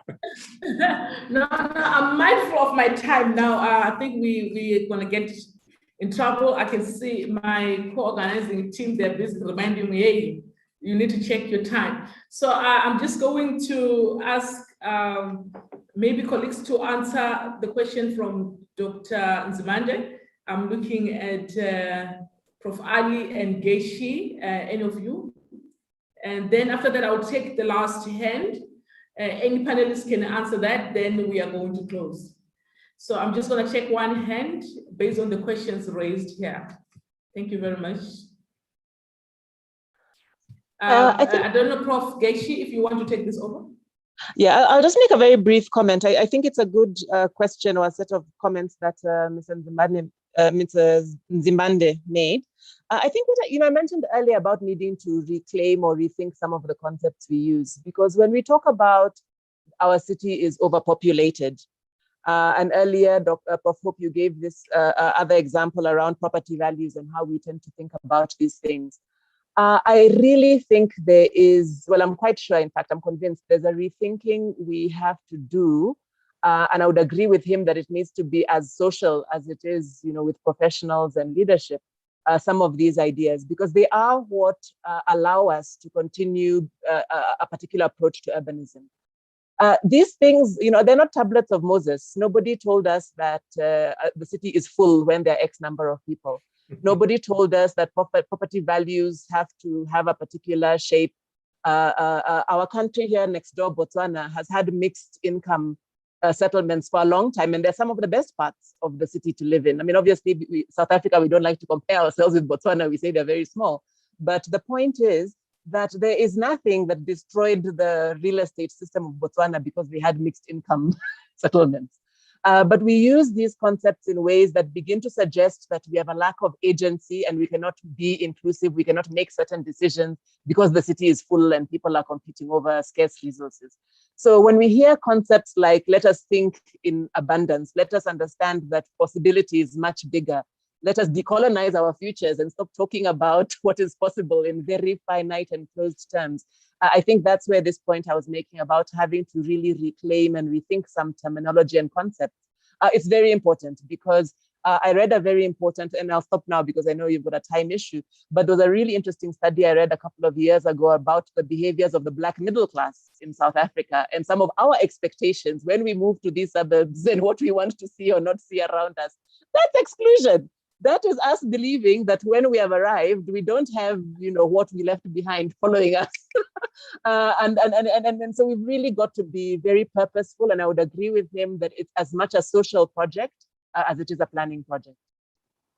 Thank you very much, Professor Geshi. I am so anxious of time right now, but I'm just going to give, I don't think I will take another hand now. I'm just one at a time. Everyone is like, oh, no, you're taking a lot of time. I think you're giving special attention to this group. Yes, please, Dr. Ulrich, I see your hand is up. Yeah. I would say from a mayor's perspective, you have to live with what you have. Yeah, I was in Kabul, Afghanistan, and there about 70% of the population live in informal housing, and they are internally displaced people due to the war. So there, it's in that respect, I also agree with Professor Geshi. Yeah, there is no definition what is a full city, and especially in war-hidden areas, you have to live with that fact that there are millions of internally displaced people, and in other countries you may steer it a little bit by national policies. There are sometimes effort especially in autocratic countries, where they do not allow migration to cities or back to the countryside. But these are all very, very problematic. Thank you very much, colleagues. I think I need to wrap this section now. I think we had wonderful times with everyone.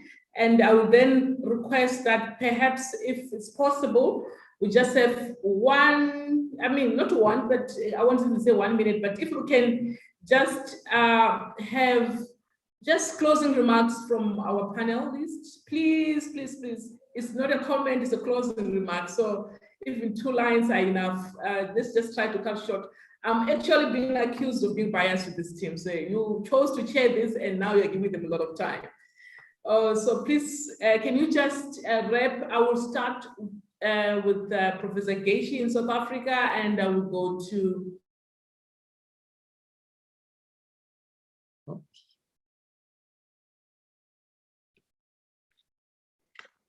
Prof. Geshi, please go ahead. Professor Okay, I'll go Ali ahead. In Okay. State, United Irish, who is based in... Thank you so much.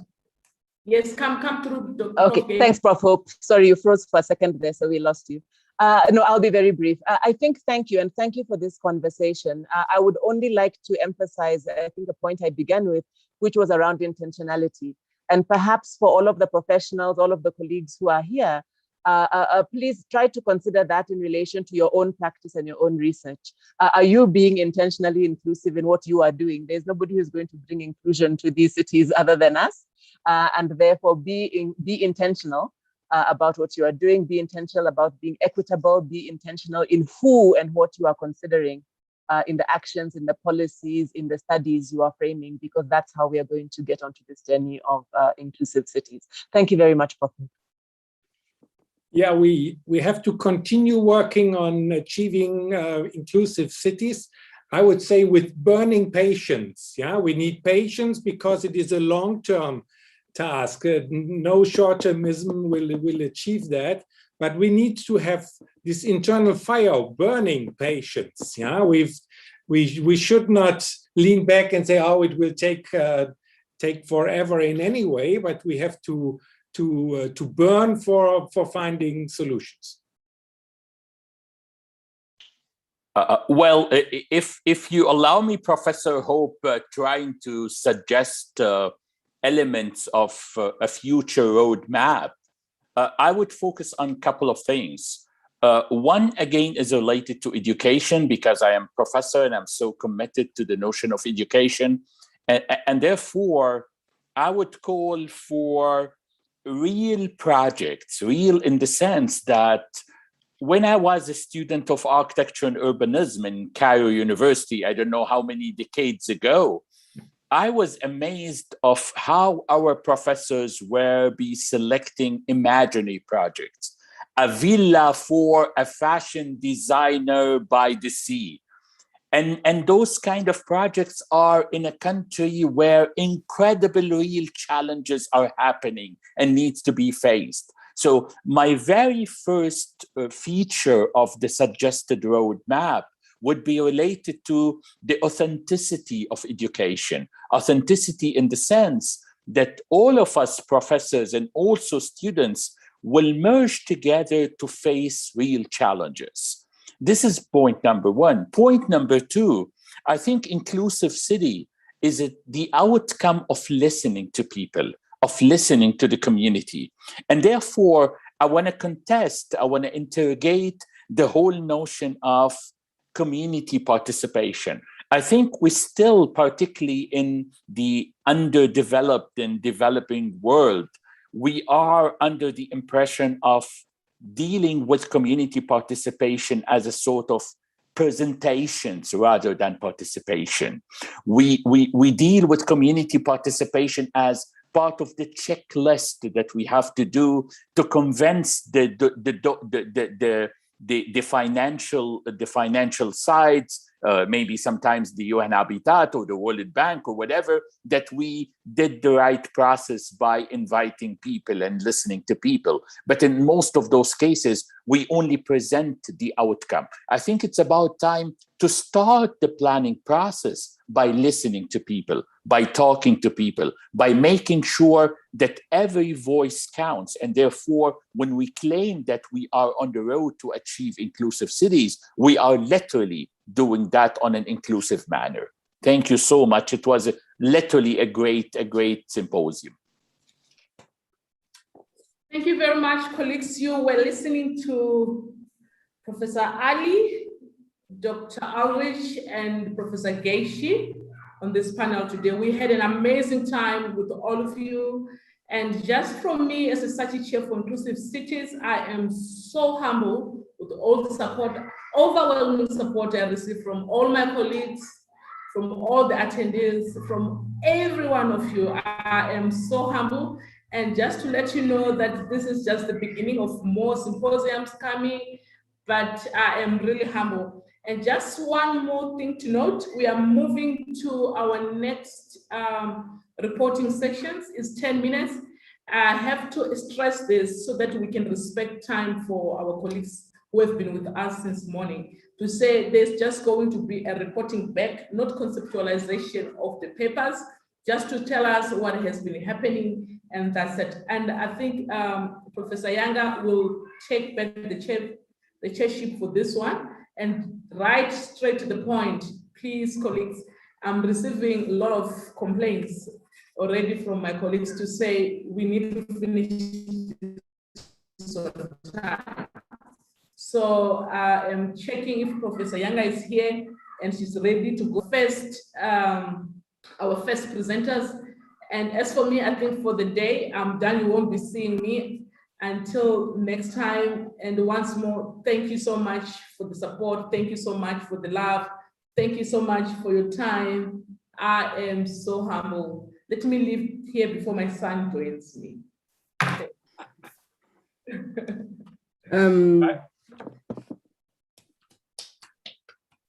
Thank you indeed. Thank you for an excellent, super excellent panel discussion, for stimulating us further and inspiring us actually to do this work better, and to think about the ways in which we need to redesign our curriculum, I think, at the university, to produce the kind of inclusive practitioners that we want.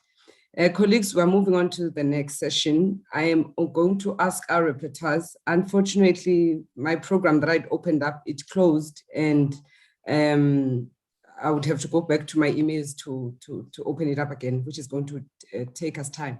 So I would like the rapporteurs, I think I had already introduced you at the beginning. Please come forward and give us the reports that we need, remembering to keep them 10 minutes short so that we keep within the time. Thank you. Prof. Yanga, if I can just assist a little bit, I think we're going to start with the rooms before the rapporteurs. So if the rooms can start from room 1 to room 3, then we can be joined. The rapporteurs will put at the end deliberately, so for the flow. So they know we can start with room 1, from room 1, from 2, and that particular order, if that is okay with you, Prof. Absolutely, that's absolutely fine. Thank you so much. I don't know what happened, that this program just disappeared. And now I have to go to my emails and check everything from Ayobami, and it's not going to help. Thank you. So let's go to room, the rooms. Let's start with room 1, and then move to room 2, room 3, remembering that each of the rooms, of course, covered specific themes. Thank you.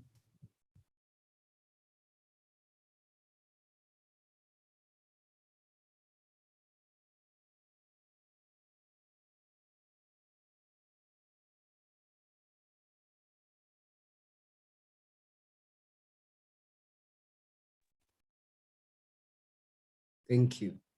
Brilliant. Yes. Great.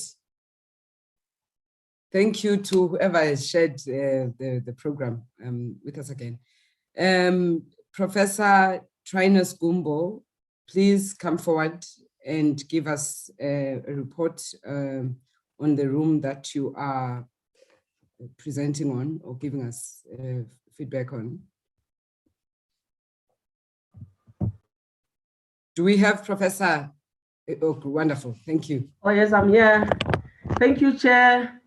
Yeah, my name is Trinus Gumbo. An associate professor at the University of Johannesburg, Urban Regional Planning Department.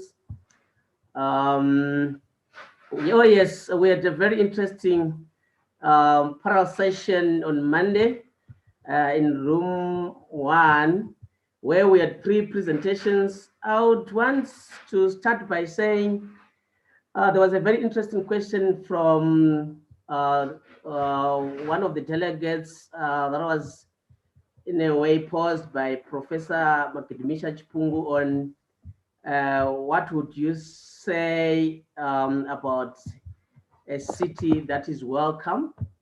And I would say if a city is said to be welcome, the 3 presentations really spoke to that when it comes to transport systems.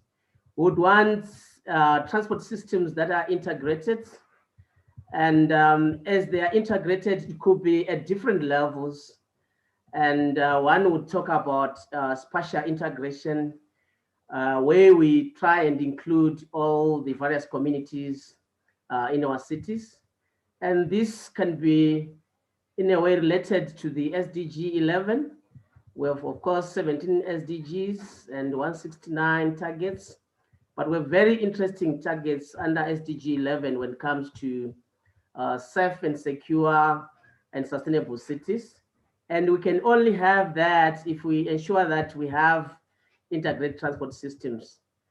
I'm going to make reference to the 3 presentations that we had. There was Mr. Akogun, who presented on inclusive cities through transport systems that are, I would say, reliable, that are efficient, that are secure and safe, because the outcry was on taxi drivers that are in a way very, I would say, unruly, taxi drivers that violate the regulations on a daily basis in Nigeria. So the main concern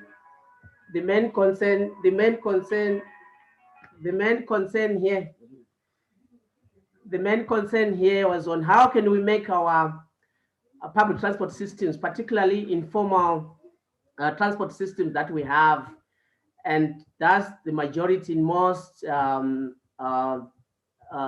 cities of the developing world or the global south. So the outcry was to say, can we have systems in place that can improve our informal public transport systems? And that resonates with quite a number of cities that we have.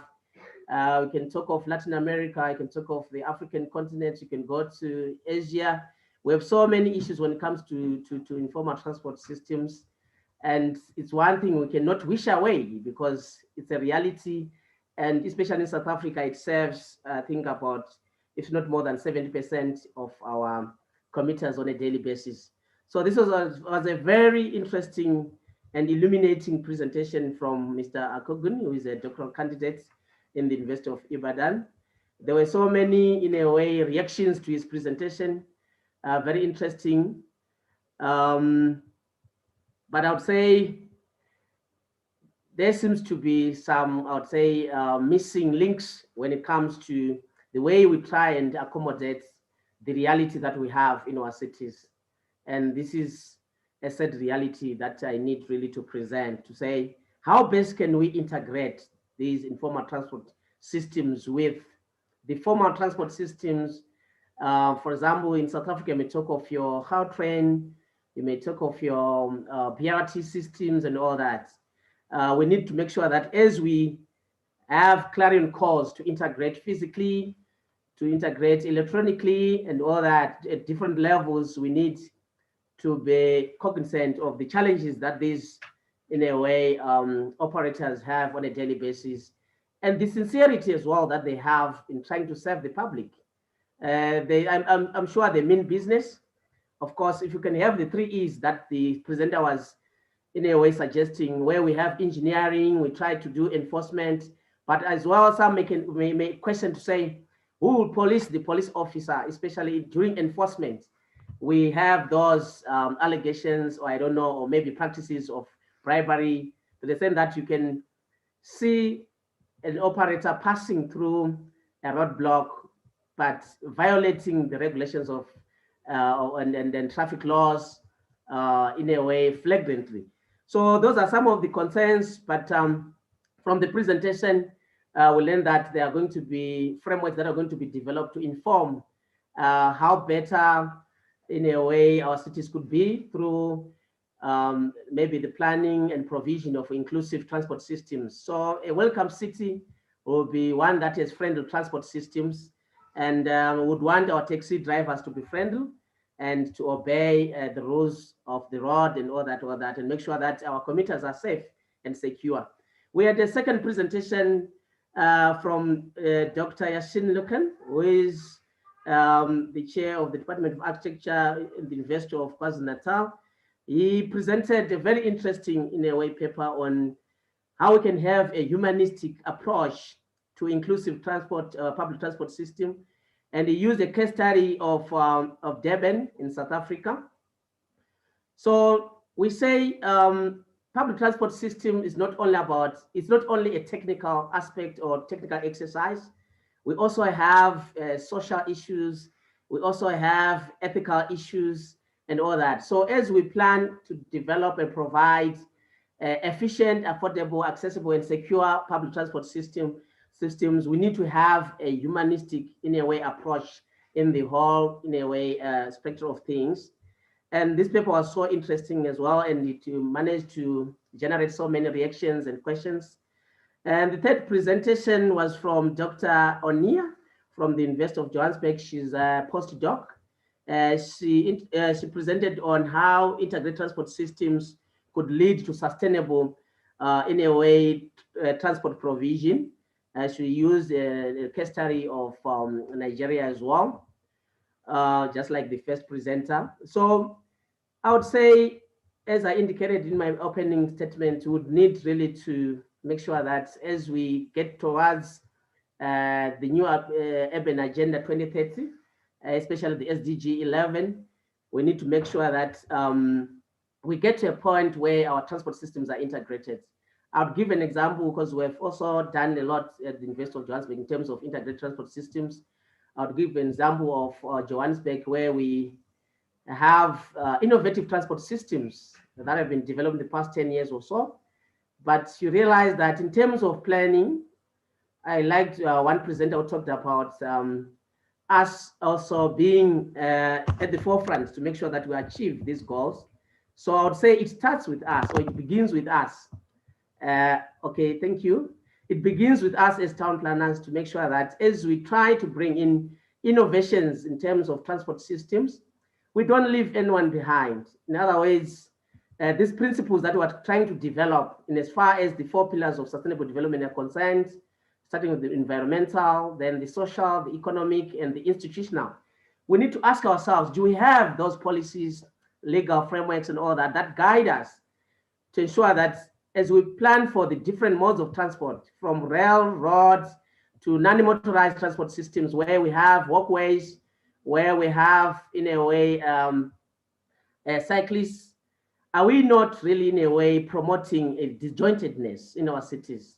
You have your HAL train there, you have your BRT there, but they operate maybe sometimes it's just 10 meters apart, but you hardly connect the two. So this is very, very important to make sure that as planners, we inform the provision or the development and implementation of such projects to try and integrate our transport systems. We inform the way things should be done. So yes, we'd want a situation where we have all the different modes are integrated physically. At the same time, make life easier for people when they are paying. The payment systems are very, very important to, in a way, make life easier for the commuters. Would use examples from other countries where we visit as planners. from different, in a way, I'd say, backgrounds and experiences, where you can easily connect from rail to road, not only in terms of physical connection, but also in terms of our payment systems. You using maybe a one-card system and all that, and where you can easily walk and you can easily cycle, you can easily park your bike and all that, and hop in a train and all that. So we need really to have efficient, at the same time, affordability, because we say what kind of financial investments are we attracting is very, very important to develop our transport systems. Thanks, Chair. I can see my time has run out, but I can react to questions whenever we get to the discussion section. Thank you very much. Thank you, Prof. Gumbo. Thank you for an excellent summary of what took place and the discussions and themes that emerged in room 1 on day 1 of the symposium. We now move on to Ms. Pelele, who is going to give us the highlights and summaries of the discussions that took place in the room, in room 2, whose theme was on inclusive cities and affordable housing. Thank you, Ms. Pelele. Hello, Chair. I'm made to understand that Ms. Pelele is not available, so can I take up a slot? Can you hear me, Chair? Yes, I can hear you. Yeah, I'm made to understand that Ms. Pelele is not around. Okay. Can I use a slot to present my section? I can't see who's speaking. Who's speaking? Can you just? It's Prof. Chipungu. Oh, Prof. Chipungu, absolutely, Prof. Yes, please, Prof. Go ahead. Thank you. Thank you. Leave the allow me to share program up. Yeah. My presentation. I hope. It seems I'm not allowed to share my PowerPoint presentation here. Please proceed now. You can share now. All right.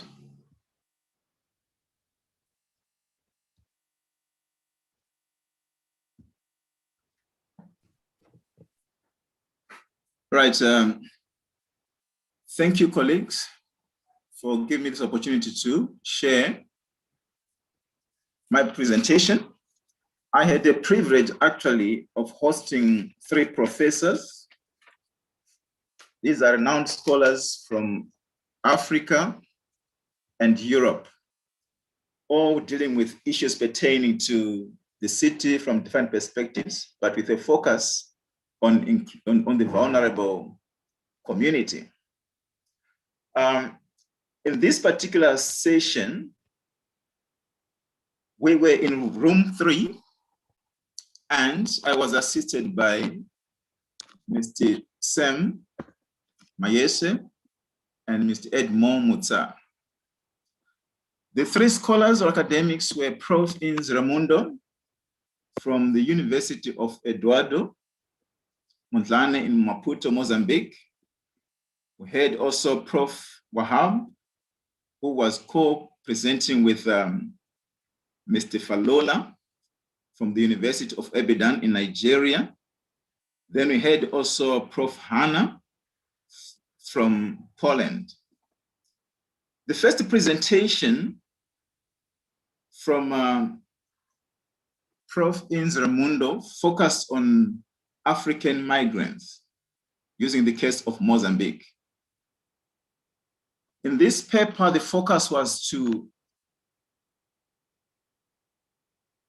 determine the extent to which migrants contribute towards inclusive growth.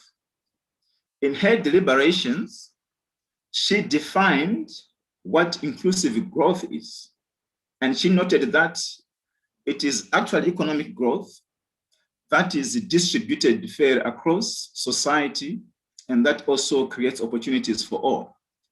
Then she also defined what migration is, and in this particular context, she defined migration as the movement of people with the intention of settling in those new areas where they migrated to.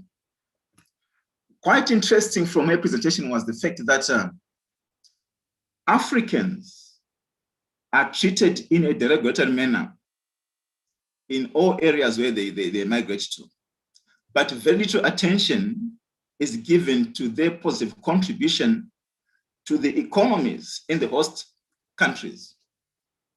She looked at a variety of migrants, those coming from Europe and Asia, that is from China, India, and Portugal.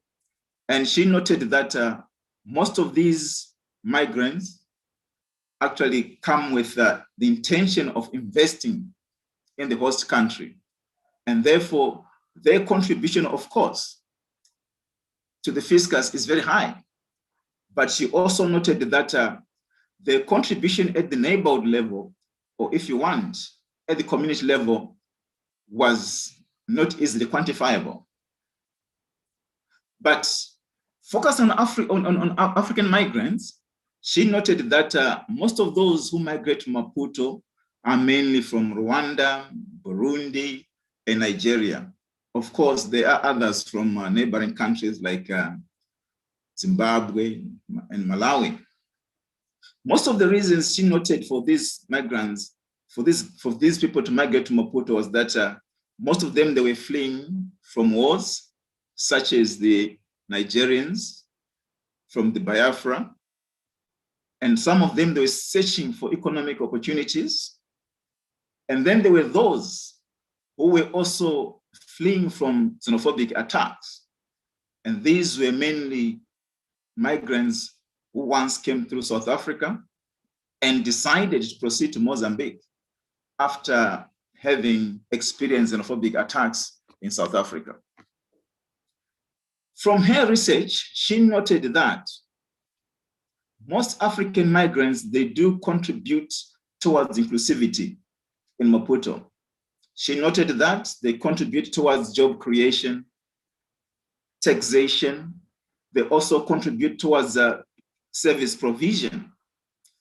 Among the recipients in Mozambique, it was noted that most of the migrants, actually, they teach people in Mozambique how to do or to run business, which is very positive, actually. In fact, what is interesting from her presentation is that for so many a time, we don't hear the positive part of what migrants contribute towards the economies of host countries, especially those in Africa, apart from the regulatory statements which are normally common. The next presentation was from Prof. Wahab and Falala, who actually focused on vulnerable households in flood-prone communities in Ibadan. The focus was to look at measures which were undertaken to improve their status within inclusive Ibadan city framework. The aim of this particular paper was actually to assess the socioeconomic characteristics of vulnerable households and how the impact of floods affects them. It was interesting to note that issues of climate change are a reality, and Ibadan actually is frequently experiencing rainstorms and flooding, and has made it actually to be one of the vulnerable cities in Nigeria. Findings emanating from the presentation were that the city over the years have become more crowded, and this was actually creating challenges in as far as provision of services are concerned. But it was also noted that very little is done by the authorities to assist vulnerable households. Due to flooding, most of the residents were forced to flee their homes, and there was no systematic effort to monitor the extent of displacement during the flood period. Most of the vulnerable groups were left to fend on their own. The issue of floods also brought to the fore the rural-urban divide, where it was noted that people in the peri-urban areas suffered most during the flood times because of poor infrastructure and inaccessibility to assist them. More so, the issue of floods brought to the fore how vulnerable people are unable to move to better areas because of affordability issues. It was noted that most of those who had adequate resources would move or leave the areas which are prone to floods and decide to resettle somewhere else. Yet for the poor, they had no options or alternative, but they have to go back to the flood-prone areas and continue to live there.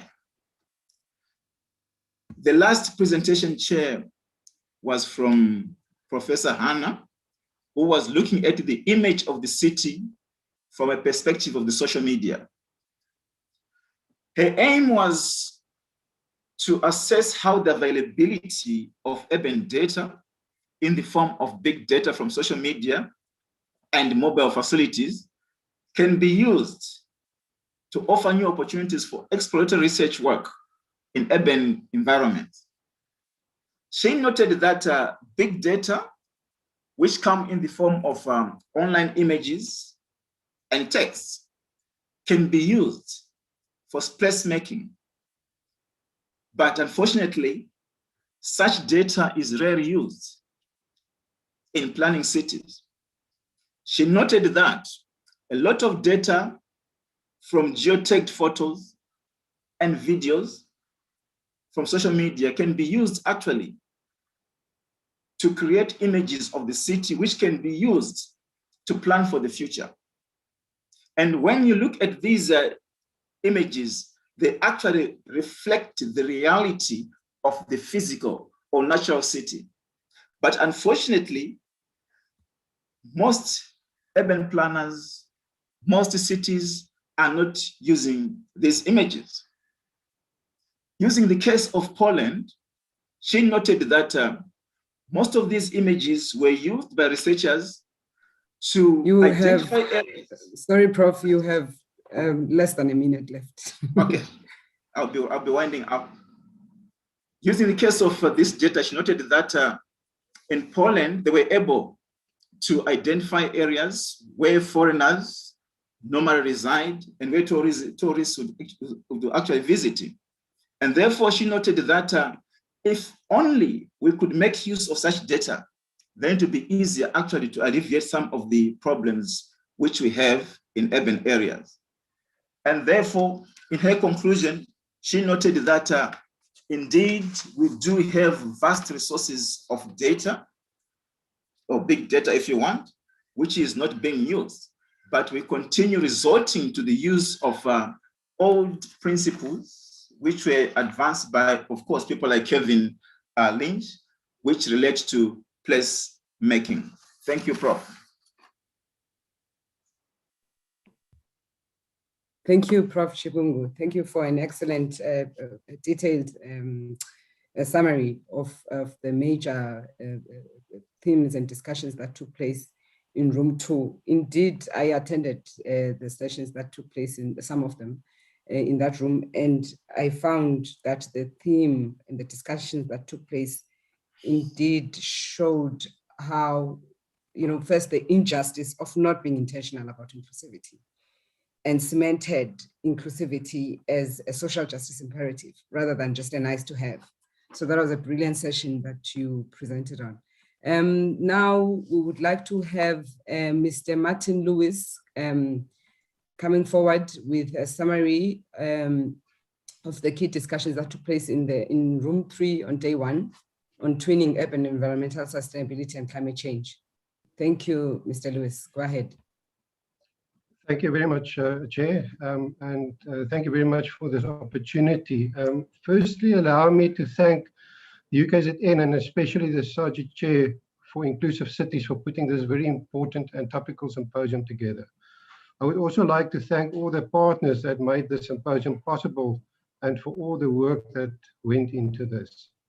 I had the privilege of chairing this session, Twinning Urban Environmental Sustainability and Climate Change Towards Clean, Healthy and Secure Cities for All. I was assisted by my co-chair, Ms. Zaki Mkhize. Thank you very much, co-chair, for that as well. We had 5 presenters that discussed this topic where And these 5 presenters were Ms.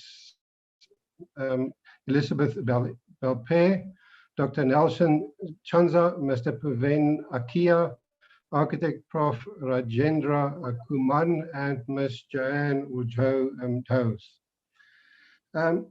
The session started off with Ms. Belpaire that quoted the Lancet WHO report, where she's saying that the world is failing. No one single country in the world is providing children with a healthy life and a climate that is fit for their future. That made me think, how do we get our children and our youth from walking with their fingers on screens to walking with their feet in public spaces? Mr. Akia also made a point and made reference to COVID-19 that has made us rediscover the value of public space as a key aspect of well-being. We have seen this all over. We also need to be reminded that public spaces are not only parks. The environment that we as planners create shapes the foundation of our children's brain development from an early age. This was also mentioned. Examples were referred to where the importance of the natural environment and the impact on our mental, spiritual, and healing effects, and how the environment that we create affects these. A number of building blocks were referred to that we need to keep in mind. One is the big vision, integrated strategy. New partnerships, we've heard that at a couple of the presentations, where cities and the private sector needs to work together. And I'll come to that a bit later as well. It was also referred to how schools can become actors of change, the way that playgrounds are developed. Plan, adapt, and design with our communities and not for our communities. It's not the first time that this has been said, that we do not need to, or we must not plan for, but we must plan with. Tactical urbanism to create or co-create and testing. Citizen science.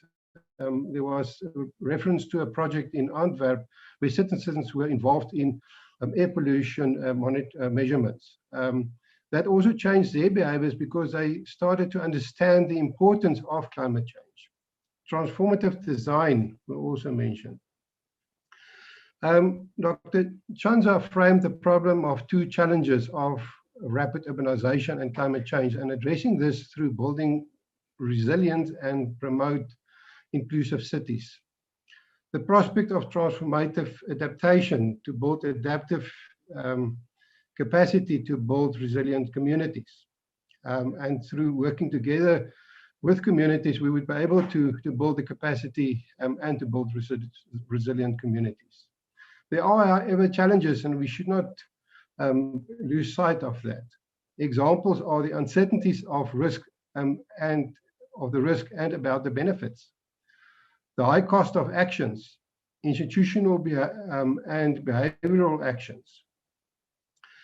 There's also a number of key lessons. If we hastily execute, it is likely for us to miss out on opportunities to address underlying non-climate drivers of vulnerability. Traditional adaptation approaches fail to match severity of the climate change impact. Cities that embrace transformative adaptation are better prepared to tackle growth climate risks. So reference was also made to a conceptual framework to maximize the public space dividend on the investment. Benefits such as social benefits, economic benefits, and environmental benefits create an opportunity for us to put forward an economic argument for social development. Open spaces are central to the climate change adaptation plan. The investment in open space should be inclusive and identify alternative funding, such as creating partnerships, and I've mentioned that earlier.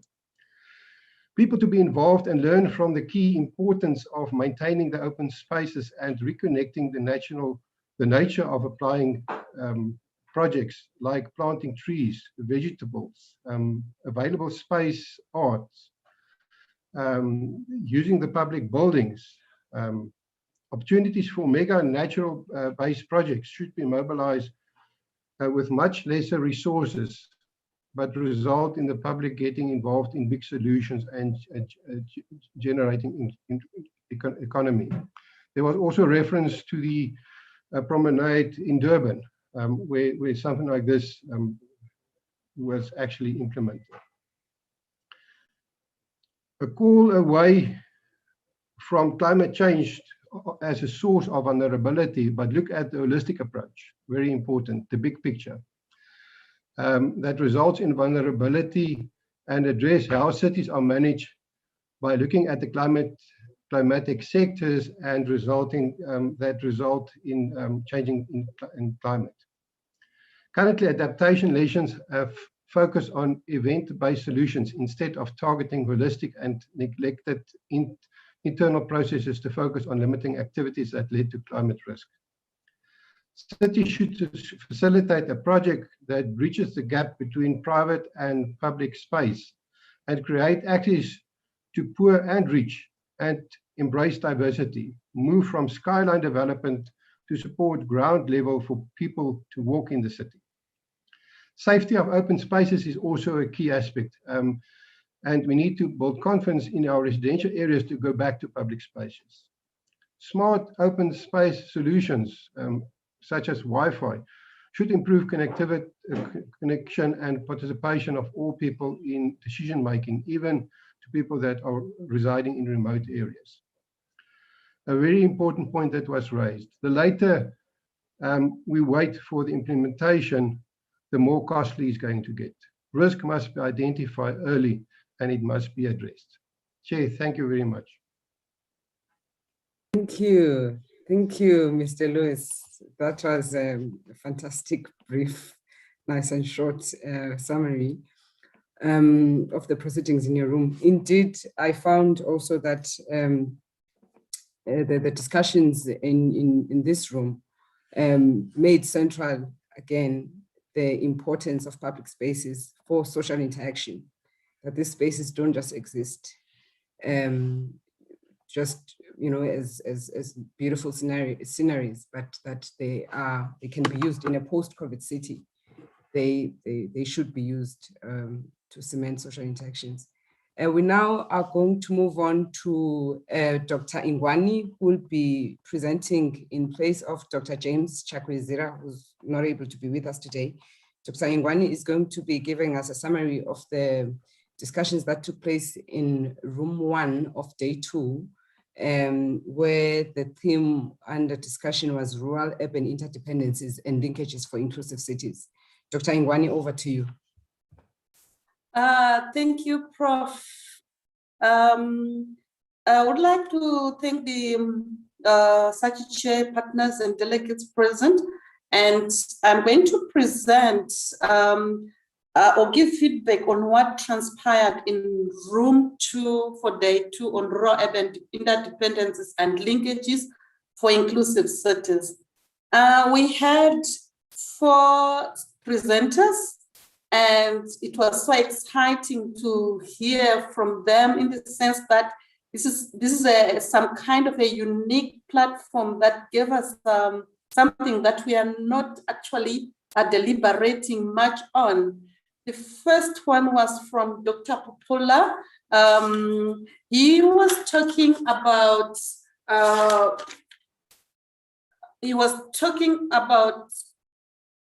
hey, come on. Not Dr. Yeah, okay, sorry. The issue is they switched spaces. That's why I'm not saying this order. So Dr. Popola started by telling us something about the raw setting, the paradox of its accessibility and affordability in the urban planning and political actioning. So his presentation actually unraveled the issue of raw exclusion in most of these debates on inclusive cities. And then he was actually pointing out that the problems of raw spaces are unique, and we need to focus on these spaces in terms of a collaborative approach.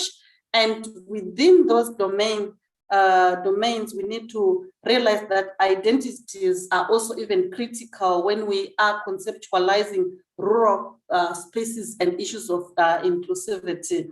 So the issues of accessible, affordable services also emerged from his presentation. And he actually emphasized that most of these issues, when we talk of rural debates, we need to be very much clear when it comes to conceptualizing issues, particularly the issue of rural poverty. We need to look at access to services, access to infrastructure, and also access to opportunities. And this means that we still need to do a lot of homework in terms of making sure that rural spaces are also integrated through planning into end of the city plans or city discussions, so that at least we achieve this issue of inclusive cities. And then also Dr. Pupula mentioned that at times, most of these things we fail to achieve because the issue of politics and planning is very, very much visible. And we need to really look at the new or emerging debates in terms of smart villages as opposed to smart cities alone, because the world itself is not static. Things are changing, urbanization and stuff. And then the second presenter was Dr. Tolulope Osayomi. Dr. Osayomi gave us something on will inclusive cities prevent the next pandemics in Africa? This was a rhetorical question, which was also looking at emerging diseases in the context of rural-urban linkages. From this particular presentation, Dr. Osayomi problematized the inclusive cities and emerging pandemics, and also highlighted that cities themselves are hubs of diseases, and in most cases, the urban-rural linkages are also critical enablers in terms of transporting and facilitating movement of diseases from one point to the other, particularly from the rural areas into the urban areas, and even vice versa. So in his presentation, Dr. Osayomi actually pointed out that the linkages are quite important and we need to interrogate them further. And also, because of these linkages, cities in most cases emerge as epicenters of many of these diseases and pandemics. So he also said we need also to interrogate the relevance of animal habitats, particularly in urban centers, where most animals are not expected to be found in the city centers, but they also live in city centers. Because from his background, you could see that he is someone who is working on diseases and also issues of geography and mapping.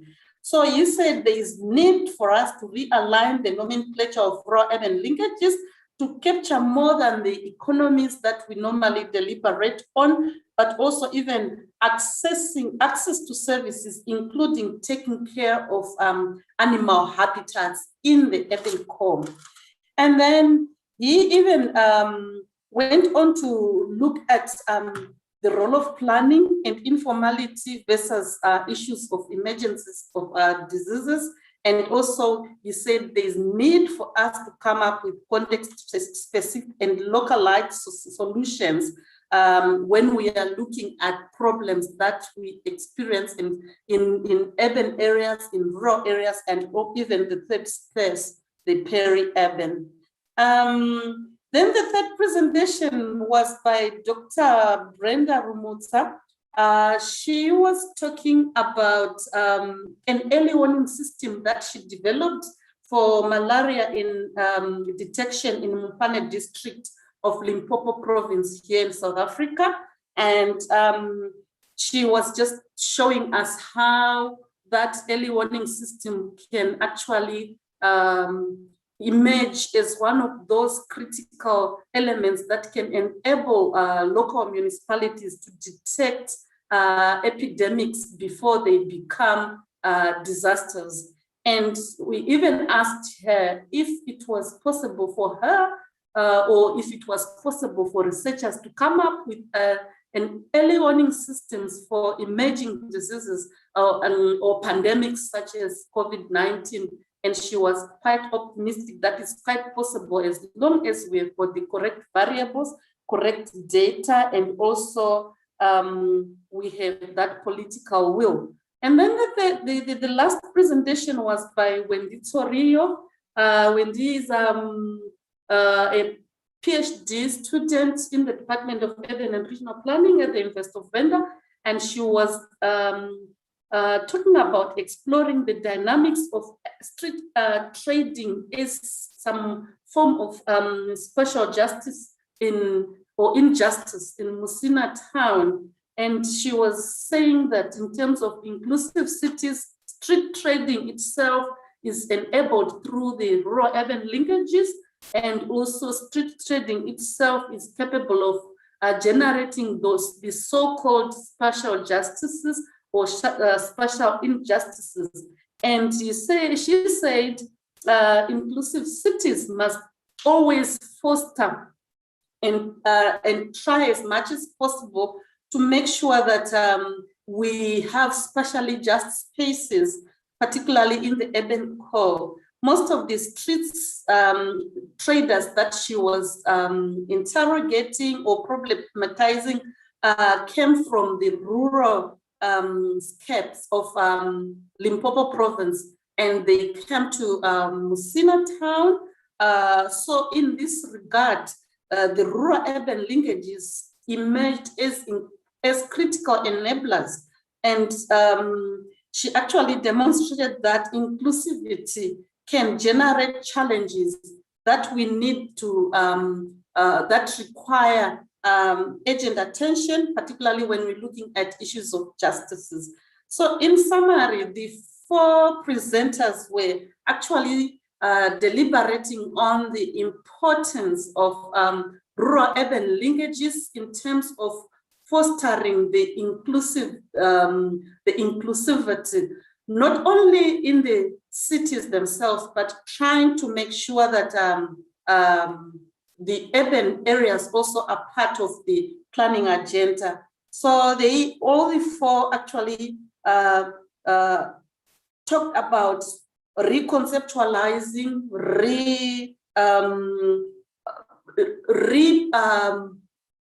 looking at what we really mean by inclusive cities, particularly when we want to define these issues, we need to be realistic, and also we need to look at context-specific experiences. Thank you very much, Chair. Thank you, Dr. Ingwani. Thank you for bringing across very clearly the opportunities rural-urban interdependencies open up for inclusive cities. And as such, the importance of not only reimagining the city, but also reimagining the sending and receiving rural communities around them. Now we move on to Neela Naidu, who is going to give us a summary of the discussions that took place in room 3 of day 2 under the theme Inclusive Urban Designs and the COVID-19 Pandemic. Thank you, Neela. Over to you. Thank you, Professor Younger. Good day, ladies and gentlemen. It is a pleasure to report back on the Inclusive Urban Design and COVID-19 Pandemic plenary session that took place yesterday. Joining me as co-chair was Mr. Indumiso Zondo. We're both planners in the eThekwini Municipality Development Planning and Environmental Management Unit. Yesterday, we had 4 presenters from South Africa, and from Europe. Our first presenter was Mr. Nathan Ayer from Ayer Urban Design Studios in South Africa, and he presented on the designing of the post-COVID city. Then we had Professor Mtafu Manda from the Mzuzu University in Malawi, and he presented on exclusion and adherence to COVID-19 prevention measures in Mzuzu City, Malawi. We then had Professor Simon Becker from the University of Stellenbosch in South Africa, and Professor Becker presented on the African cities in the 2020s, their weaknesses and strengths. And our fourth presenter was Professor Gambazu Serin from the University of Ion Mincu in Bucharest in Romania. And Professor Serin presented on the learnings from the COVID-19 crisis for future urban planning logic. The bottom-up responses in Southeast Europe, Romania. The plenary session was certainly an enlightening and thought-provoking one of a public health crisis locally and globally. The presentations threaded through a city in Malawi into inter-country Africa and across into Europe, with suggestions and challenges that stitched together into inclusive, sustainable, adaptable, and resilient long-term planning suggestions and an urban design dynamic that is people-centric. This theme is inclusive of a multitude of factors, and I will mention as I go along, but that has also been mentioned in other sessions. Importantly, the theme revolved around people as social interactive beings in their physical space at a time of crisis. Professor Manda spoke to us about the city of Mzuzu, and we heard about how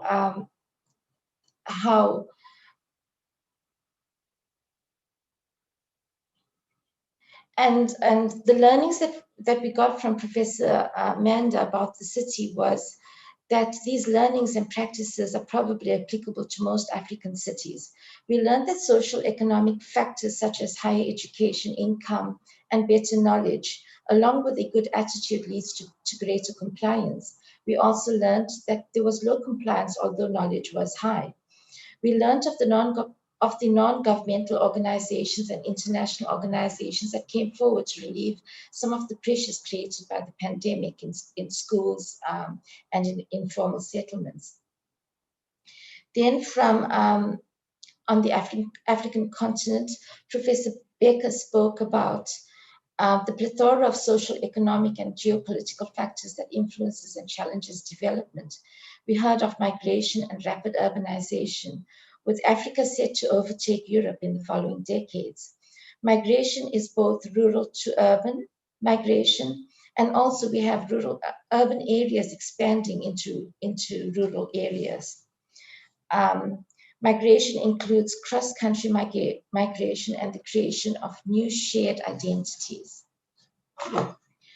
We learned of how different forms of land tenure poses a risk to development and the challenges to women empowerment. Xenophobic attacks were another challenge to development and well-being. The above factors create polarization and inequality in the city, and intervention is needed.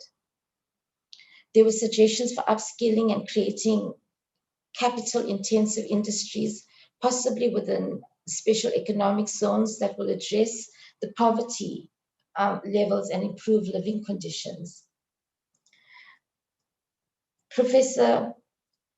Moving across to Europe, Professor Serin spoke to us about the city of Bucharest and how they find it difficult to meet the United Nations sustainability goals. And if this is a measure of the status quo, then many countries will be in the same position. The COVID pandemic presents an opportunity to rethink our long-term planning practices. She said, we need to rethink density supported by an enhanced public realm. Tactical urbanism and the concept of the 15-minute city was advanced. Public participation as a part of the bottom-up approach of planning and complementing the top-down approach was put forward as inclusive measures for future planning and design. The need for public spaces that could be adapted at times of crisis was also demonstrated. And so summing all this up, and Nathan Iyer also, he grasped a lot of this into his presentation. You know, he spoke about public health, he spoke about urbanization, he spoke about informality, he spoke about the public realm. And so taking all this and synthesizing it into some effective comments would be as follows. We plan for public good, and cities have a greater chance to be inclusive, but we also need to enable equity.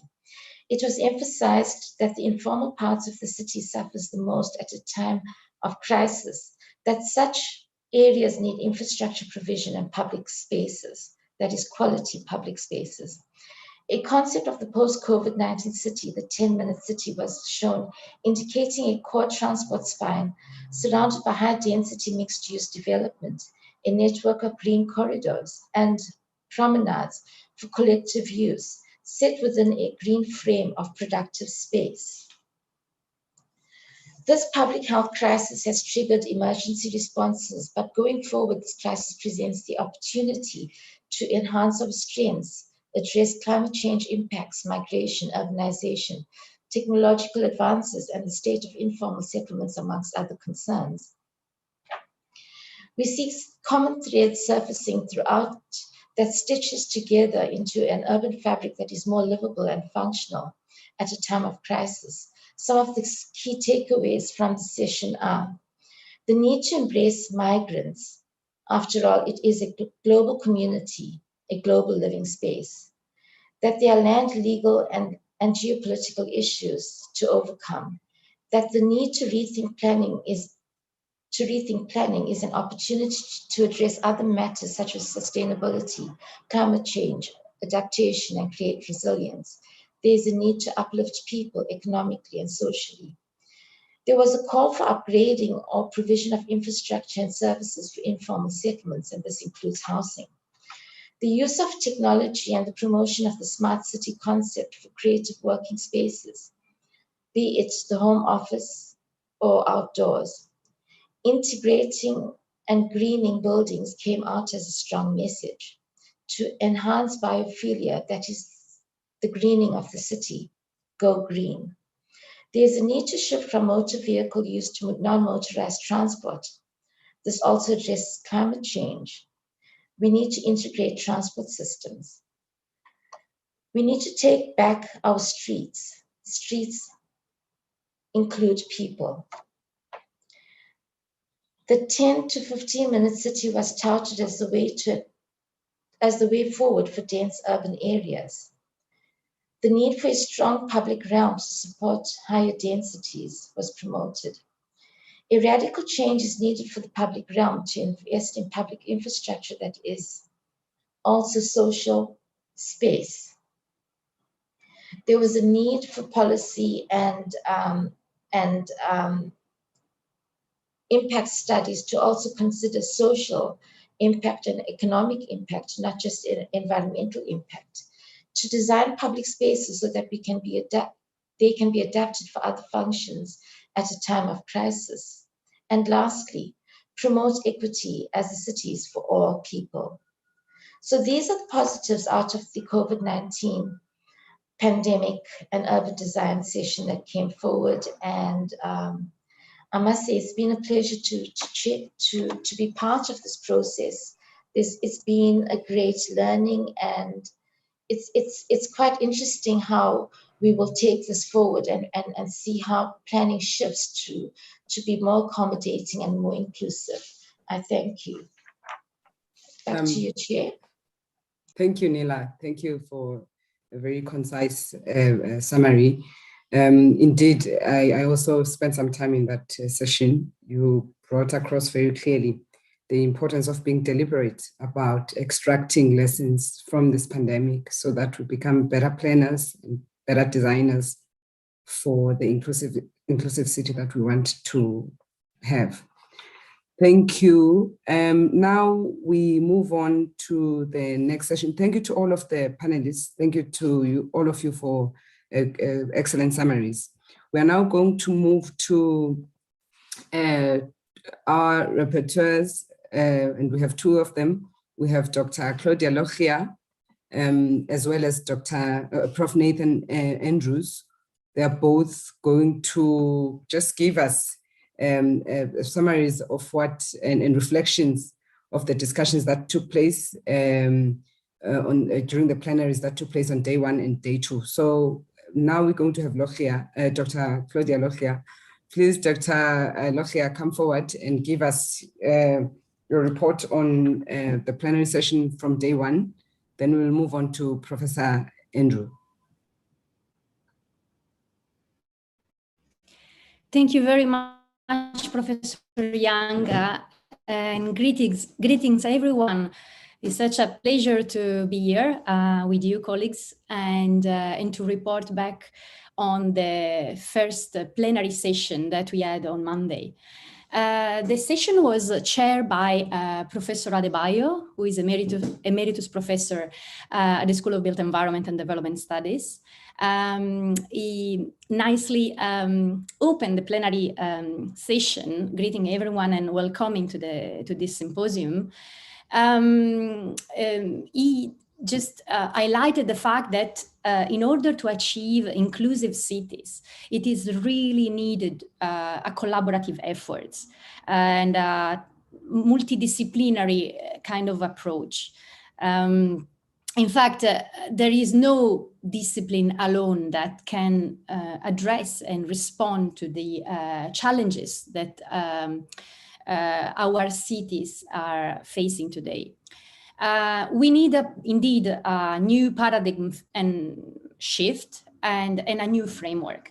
And according to Professor Adebayo, this symposium is actually aimed at developing new methodologies and new approaches, and in particular, an implementation framework for inclusive cities, dealing with also with a very important and crucial issue that is characteristic of African cities, which is the lack of maintenance. And this is something that came up also in the other discussions. After these welcoming remarks from Professor Adebayo, we had the welcoming presentation from our own host, who is Professor Magdimisha Chipungu, Sarchi Chair for Inclusive Cities. She, of course, she started with a very warm welcome to all the delegates, and she explain that, again, because of the peculiarity of all the challenges that affect the cities today, and now more than ever with the pandemic, we really need to bring all the disciplines and all the stakeholders together, working together, because the issues that our cities are facing are all interlinked. So we need to apply, again, an interdisciplinary and collaborative approach. And this is, she mentioned that this is precisely the scope of this symposium, to create a platform for discussion and developing together, new strategies that can address the multiplicity of issues that prevent our cities from being inclusive. Then she also noted that the symposium has been quite successful, bringing together almost 500 delegates coming from very different backgrounds and organizations and also institutions. After Professor Magdimisha Chipungu presentation, we had also some welcome remarks from our Dean and Head of the School of Built Environment and Development Studies, Professor Kalema, who again welcome all the national and international delegates. And what he pointed out was that the issue of inclusivity and all the related challenges affect all of us. So we are all affected, and these symposiums seeks to find new solutions and new approaches that can address these challenges. Professor Kalema explained that the concept of inclusivity entails also other important issues, like, for example, the issue of equity. Inclusivity means means, in fact, equity, means accepting the diversity. It means also to promote the visibility of people, to promote participation. It means bringing together all the stakeholders, working and engaging. So indeed, inclusivity, according to Professor Kalema, but I do agree, it's all about social change. And this symposium is actually a very good opportunity to improve our collaborative efforts, ensuring that our cities are inclusive and can promote healthy environments and can actually start the demarginalization process. Well, in response to the apartheid challenges.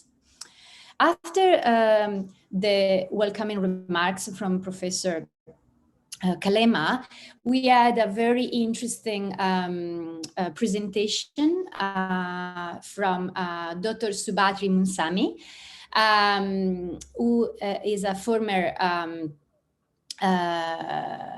working at the municipality, at the Tequini municipality in the planning and environmental unit, and who presented on reaction on inclusive cities in Tequini. The presentation of Dr. Munsami started suggesting a different way of looking at the problem, at the concept of inclusive cities. And for example, through critical reflectiveness, being reflective is absolutely important. We need to be open-minded as a practitioner, as a professionals, and also as a representative of these institutions. We need to apply a transdisciplinary approach, and we really need to have a multi-stakeholder engagement. It's very important that we start seeing things differently. We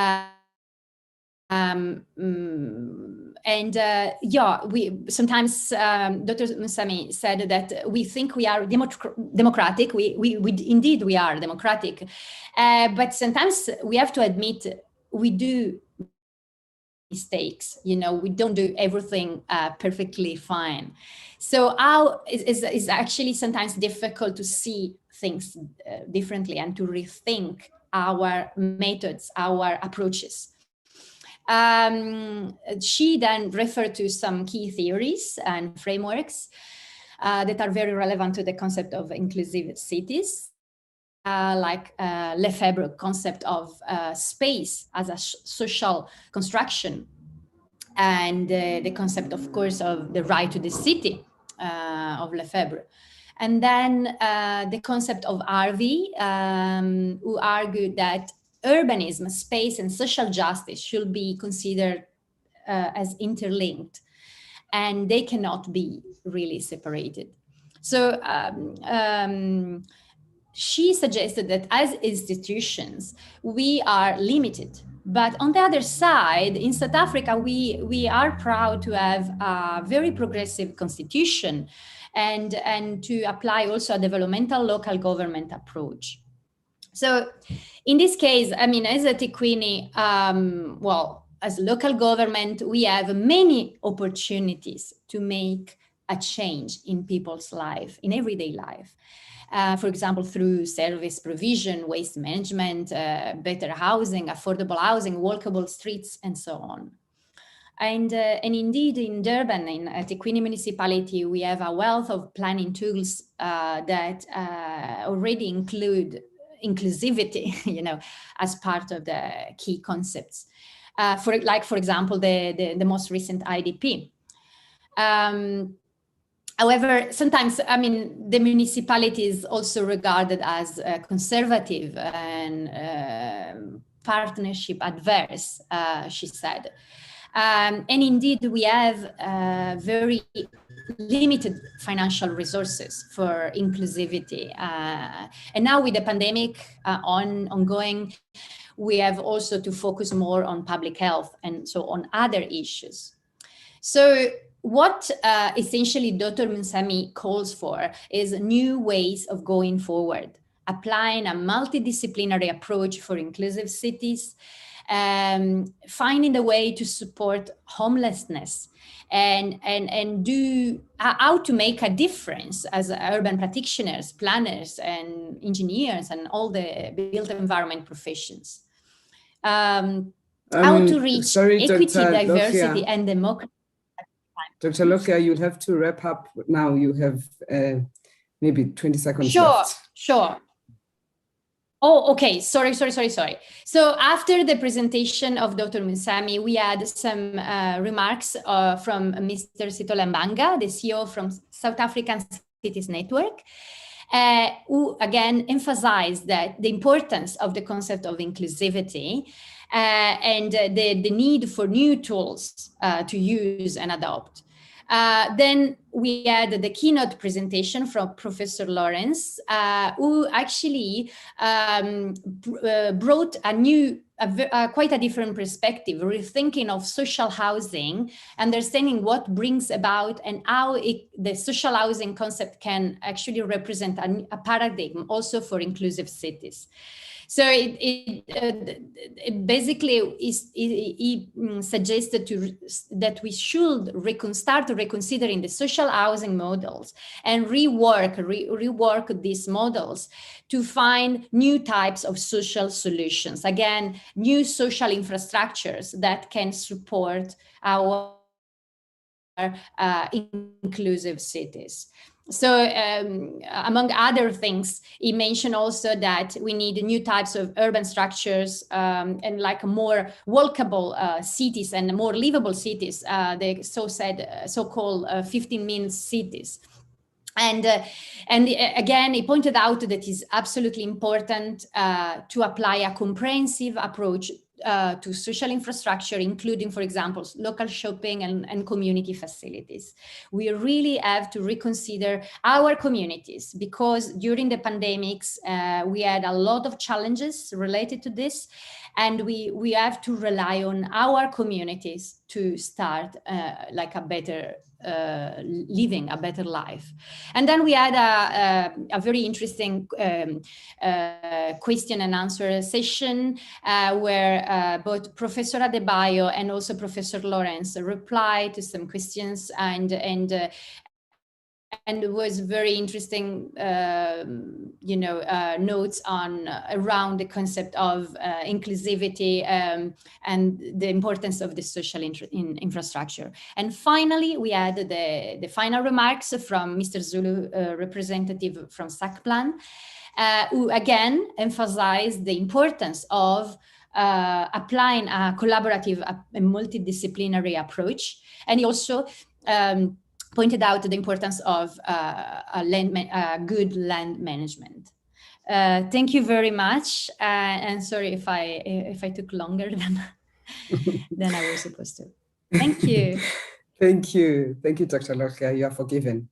Thank you for a detailed summary of what was discussed in the plenary session on day one. It was an important session indeed, with this emphasis on collaboration and the need for this multidisciplinary approach that has been emphasized throughout the conference.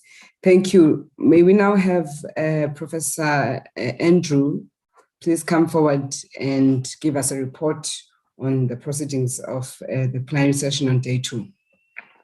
Thank you. Thank you so much. Can you hear me clearly? Just making sure my internet is fine. So thanks a lot for inviting me to be part of this very interesting symposium. I have benefited a lot as someone who comes from a political science, international relations background. I was really finding this very interesting because my work also looks at extractive industries and the impact on community development and all that. So it was fascinating. I'm just, in the interest of time, instead of going through every single thing and everything someone said or did not say, I will move on to just the 3 key speakers for plenary 2, which would be Professor Daniel Mashao, Professor Peter Beacom, and Professor Frank Diont. But I have to say that plenary session I was part of on day 2, which was yesterday, was chaired by Dr. Michael Hartman. And we also had some reflections from Professor Magdamisha Chipungu.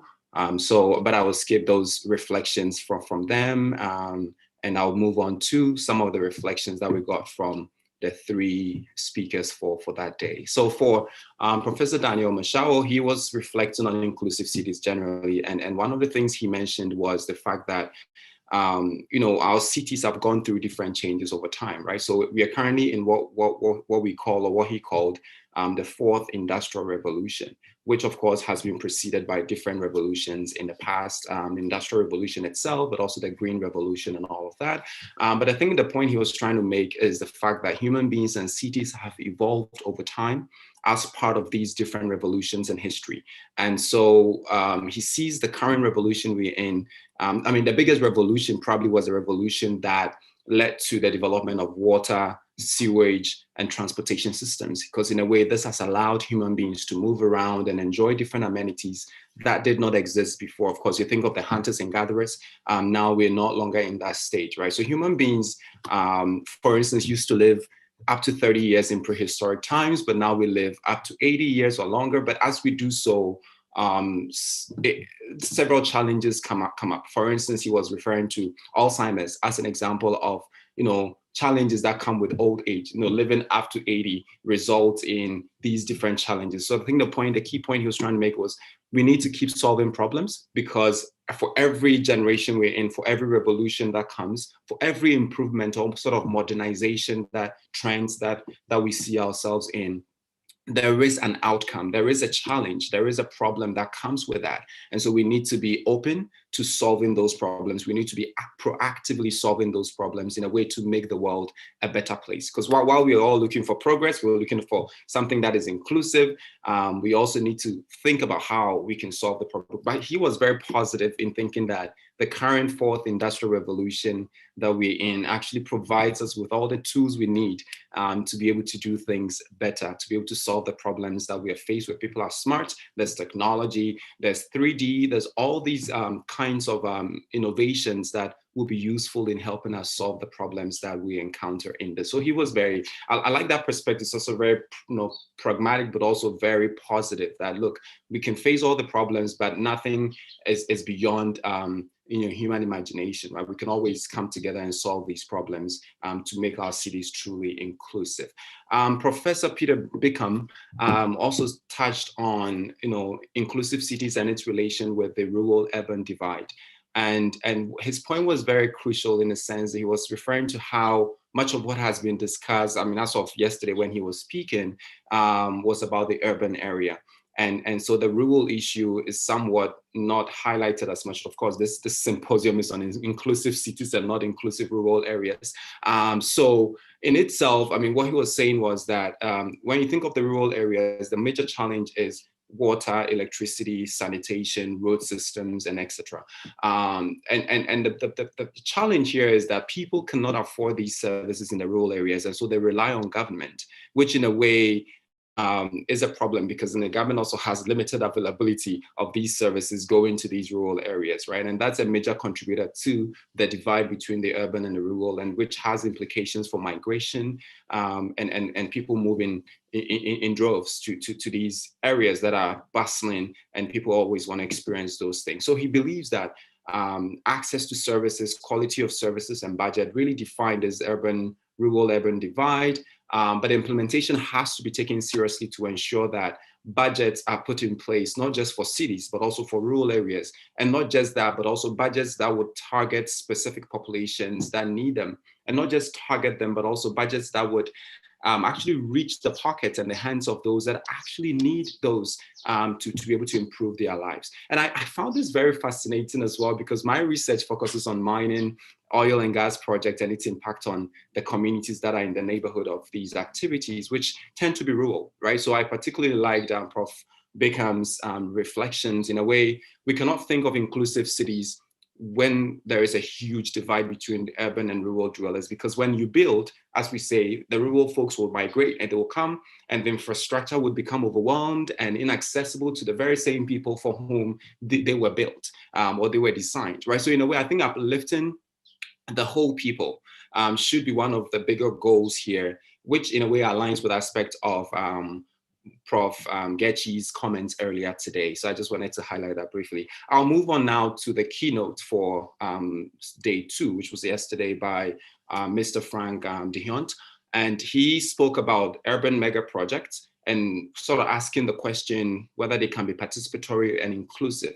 And he focused on Greece as a case study, and he highlighted a couple of projects. One was the Belgrade waterfront, the other one was the Athens waterfront. And both of these are sort of really grand projects that are supposed to really make these locations really world-class destination for tourism and those cities that would be modern enough. But it was funny because he said that for the Athens waterfront case, he didn't think of that as being the objective or being a useful objective, because already Athens is known to be a world-class location for refugees, for instance, from Afghanistan and other places. So it's really, but what really struck him was that it wasn't clear how these refugees and how these settlements would be relocated or how they were relocated, sustainably in a way that they were being projected by the developers of these projects. The developments actually, overall, these 2 developments that he highlighted in the keynote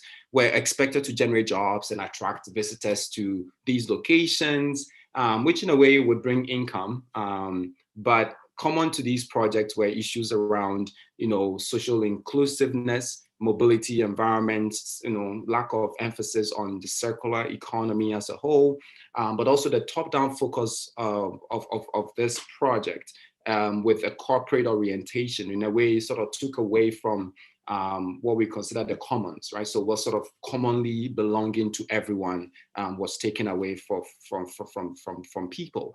But also imagine citizens and residents as consumers and passive observers of urban development. So you take it away from them, but these people are not part of it. They are not involved in the process of developing the area that they are used to or they live in, right? So these were some of the things that came out, and there have been protests against these developments, and much of those were also sort of a response to the austerity measures that have happened in Greece since the financial crisis in 2008. And so people were asking questions: is this really a new trend of neoliberalism, or is it really meant to actually move people ahead and develop and help build grassroots development in a very effective manner? And there were questions that he posed, very interesting question that he posed in his presentation. One of it was, will the project have been better planned and managed if mayors of Belgrade and Athens, for instance, were positioned in the lead role? He said maybe not likely. The other question he posed was whether these projects would have been better managed and planned if civil society groups have weighed in or had weighed in more seriously. He said that's probably most likely because the weakness of civil society in a way limited the impact of protests and people's contestations from turning the tide, so to speak, and maybe moving around and changing things. But he also left us with a very positive, on some sort of a positive note in a way, by citing 3 examples where there have been mega projects, that have been sort of largely relatively successful. I mean, he was mentioning the Antwerp Railway Yard North and the Brussels Canal area, as well as the Toronto Regent Park. In all of these, I mean, so one thing that was striking was then the participatory nature of these mega projects, but also the organized community involvement that led to the realization of these projects. So in a way, 5 qualifiers for sustainable mega projects that he left us with was inclusive, resilient, walkable, compact, and involving multi-level governance. And I mean, as a political scientist, when I hear of governance, my ears are sort of rising up, because it's crucial, right? It's crucial to think of governance because it really informs how decision-making becomes participatory, but also how inclusive bottom-up perspective and experiences are brought to bear, become part of, you know, the day-to-day activities of these institutions that we have, you know, given the authority to do several things for us. And I'll just end by saying one thing that he left with, one key quotation that I picked from the sort of Q&A that ensued was the fact that a spatial plan without a social contract is a failed plan. And that's what a quotation that I actually took from the exchanges that happened after he did the presentation. And what he mean by a social contract is sort of contract with people, contract with affected communities that you can, you know, design all you want, you know, you can make it cool, but if people don't like it, if people are not involved, if people are don't feel like this really represents them, they will, you know, mess it up in a way, right? I mean, they'll do whatever they want to do, and you cannot change it. Of course, you can bring the military to push them away, but they will come back, right? So that's sort of, in a way, to think that it should be people-oriented. It should be community, you know, informed, and that it's a way that we can think of inclusive cities, in a way that we can think of participatory mega projects in a useful one. And given everything I've heard over these past... Prof, just to be aware that you've run out of time. Yeah, I think there's an important takeaway for me, and I was just going with 10 minutes and I'm still under 10. Thanks so much for the time, and I appreciate having me here. Thank you so much. I feel sad to cut you because, of course, you were making very important points. And I like the way you brought out in your report the hope and the scope that is created by the evolutionary nature of cities. The fact that, you know, because cities do evolve, we are going to evolve even from this position where we don't have much inclusivity. We can at least evolve to a greater inclusivity if we're intentional about it. And of course, also thank you for raising and placing emphasis on the importance of participatory urban planning and urban designs. Thank you, colleagues. I am now about to hand over to Ms. Nompumelelo Nzimande, who is going to give us the closing remarks for today's plenary session. But before doing so, I just want to also just give my own very small closing or ending remarks. And for me, I think the first thing that I want to leave us with is just to emphasize again that because inclusivity is such a mammoth task, particularly in cities that were conceived and designed to not include, you know, that were designed and conceived to exclude the majority of people, we need to be as intentional, as deliberate, in ensuring, in wiring and engineering inclusivity in such a way that we are creating cities that are welcoming, validating spaces for people historically marginalized, and that they become spaces of belonging. And for us to be able to do that, I think especially as it's come up in the last summaries, including Prof. Andrew's summary, that a key part of this we are going to achieve by considering and not shying away from the politics of urban planning. And so, because I find that generally, and I mean, except for this conference, generally, if you're talking to, and I've been doing some interviews recently for a different project, and I've got to speak to some planners, to people from housing, and officials from the housing department here in Durban. And for me, it is said that we depoliticize urban planning. We depoliticize, you know, the planning of cities, when in fact, we should consider urban planning as a very political social justice problem. And so, and then the importance of bringing the politics and being aware of the politics of building cities, of the built environment, politicizing the built environment is important, because in so doing, we are able to bring on more tools. We're able to create different toolboxes that we can use in the construction of our built environments. And one of those toolboxes that we need to bring is community development.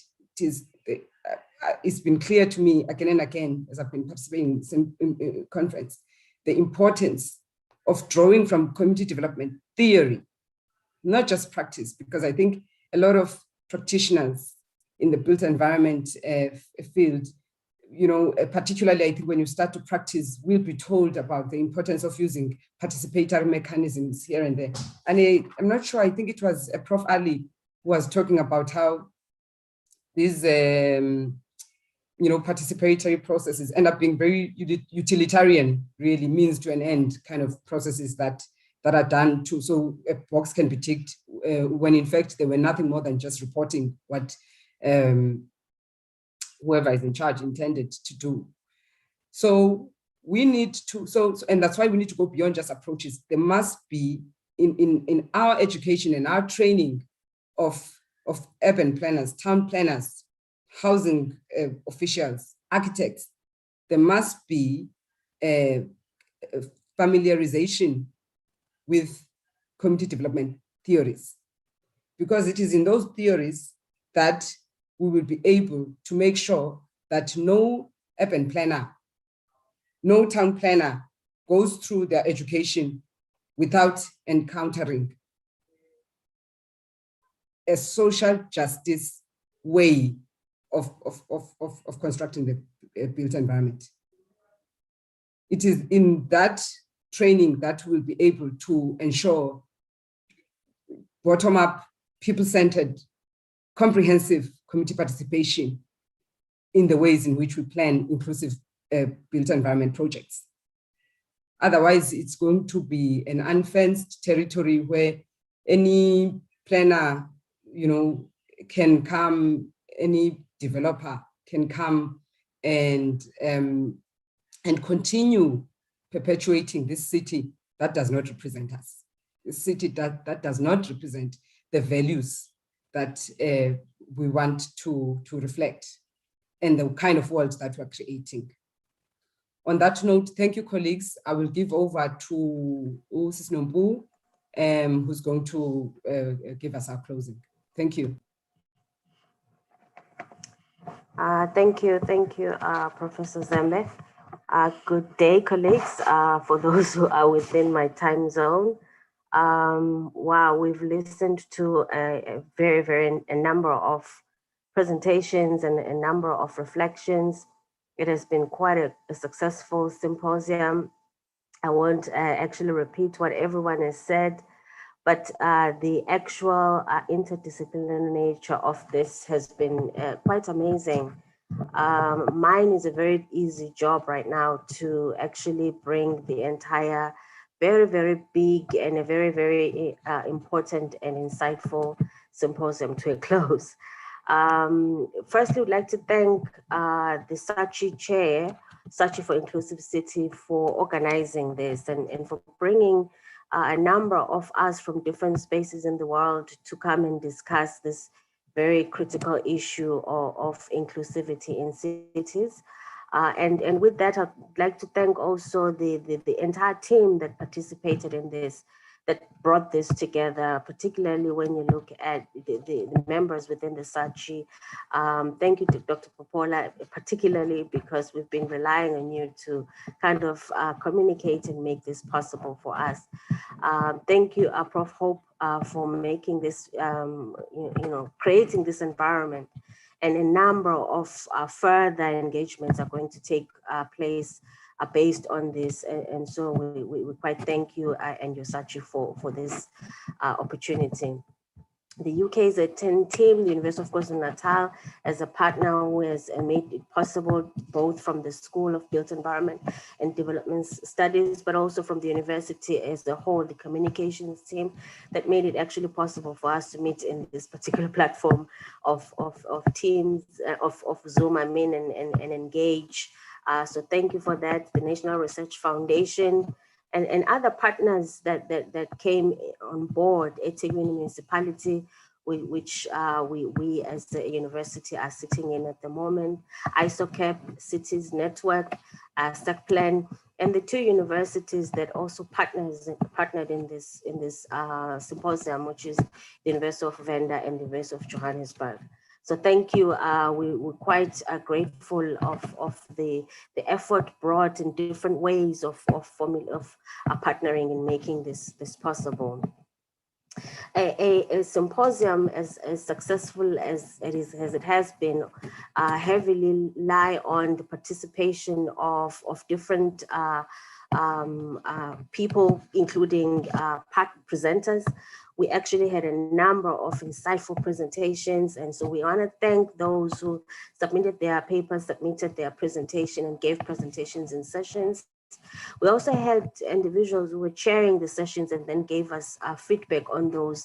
So would like to thank those and the rapporteurs, and also those who participated as panelists in different panels that we had, including those who gave opening remarks and also keynote addresses. Thank you for making it possible, and also for sharing your work in this platform and ensuring that as a group, we're able to learn what is going on in different parts of the world, but also trying to also bring it to our particular context.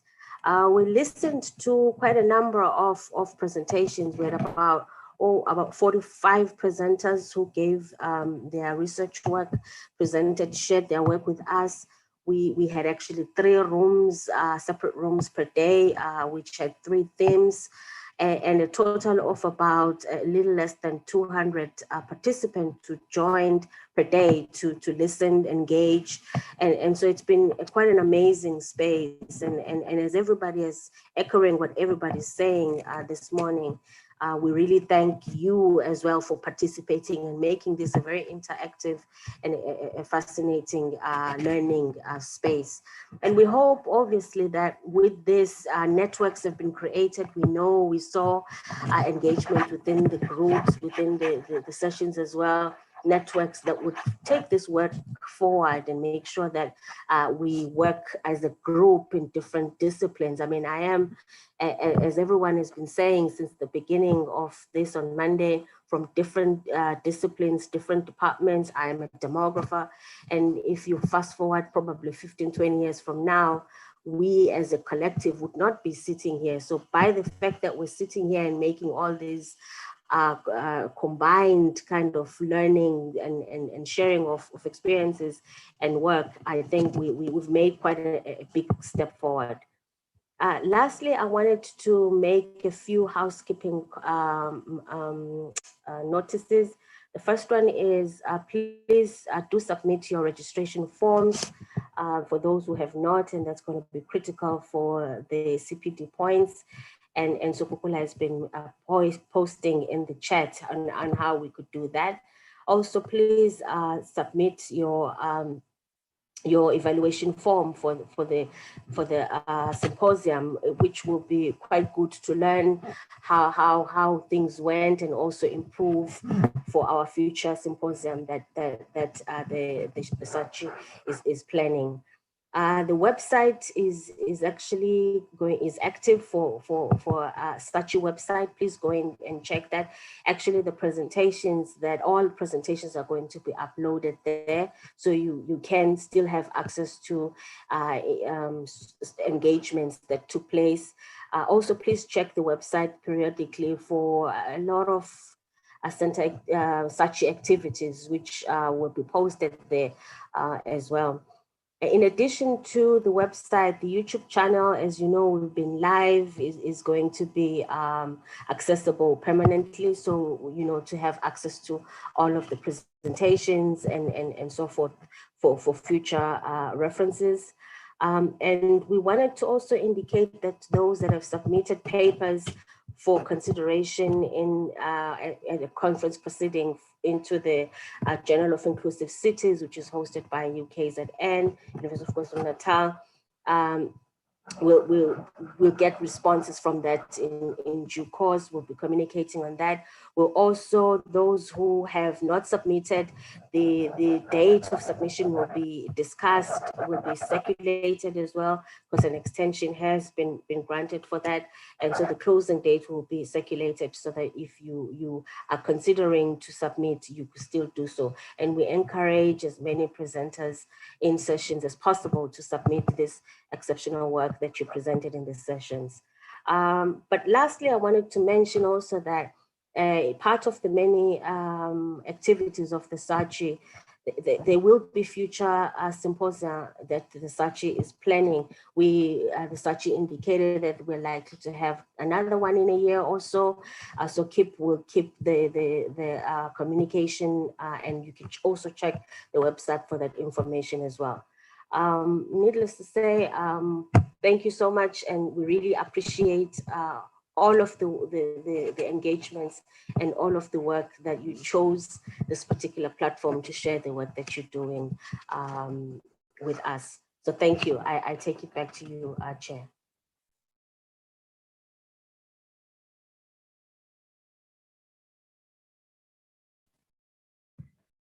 Thank you so much, Ms. Nzimande Mbele. Colleagues, we have reached the end. We've reached the end of our symposium. Big thank you again to everyone who has come together to make this the incredible platform that it was for scholars and practitioners across the board. I think one rarely ever sees such a diverse mix of professionals coming together. We now have on the program, we'll have the national anthem, and thereafter we are going to end. I think there were logos or something else that was mentioned. I'm sorry, I don't have the program in front of me. So thank you, colleagues. Thank you to the SACHI Chair for Inclusive Cities, Prof. Makitimisha, and to your organizing team, or Dr. Ayobami, or Musantuli. Thank you, you guys were remarkable. You made this extremely easy. Thank you to everyone. Thank you.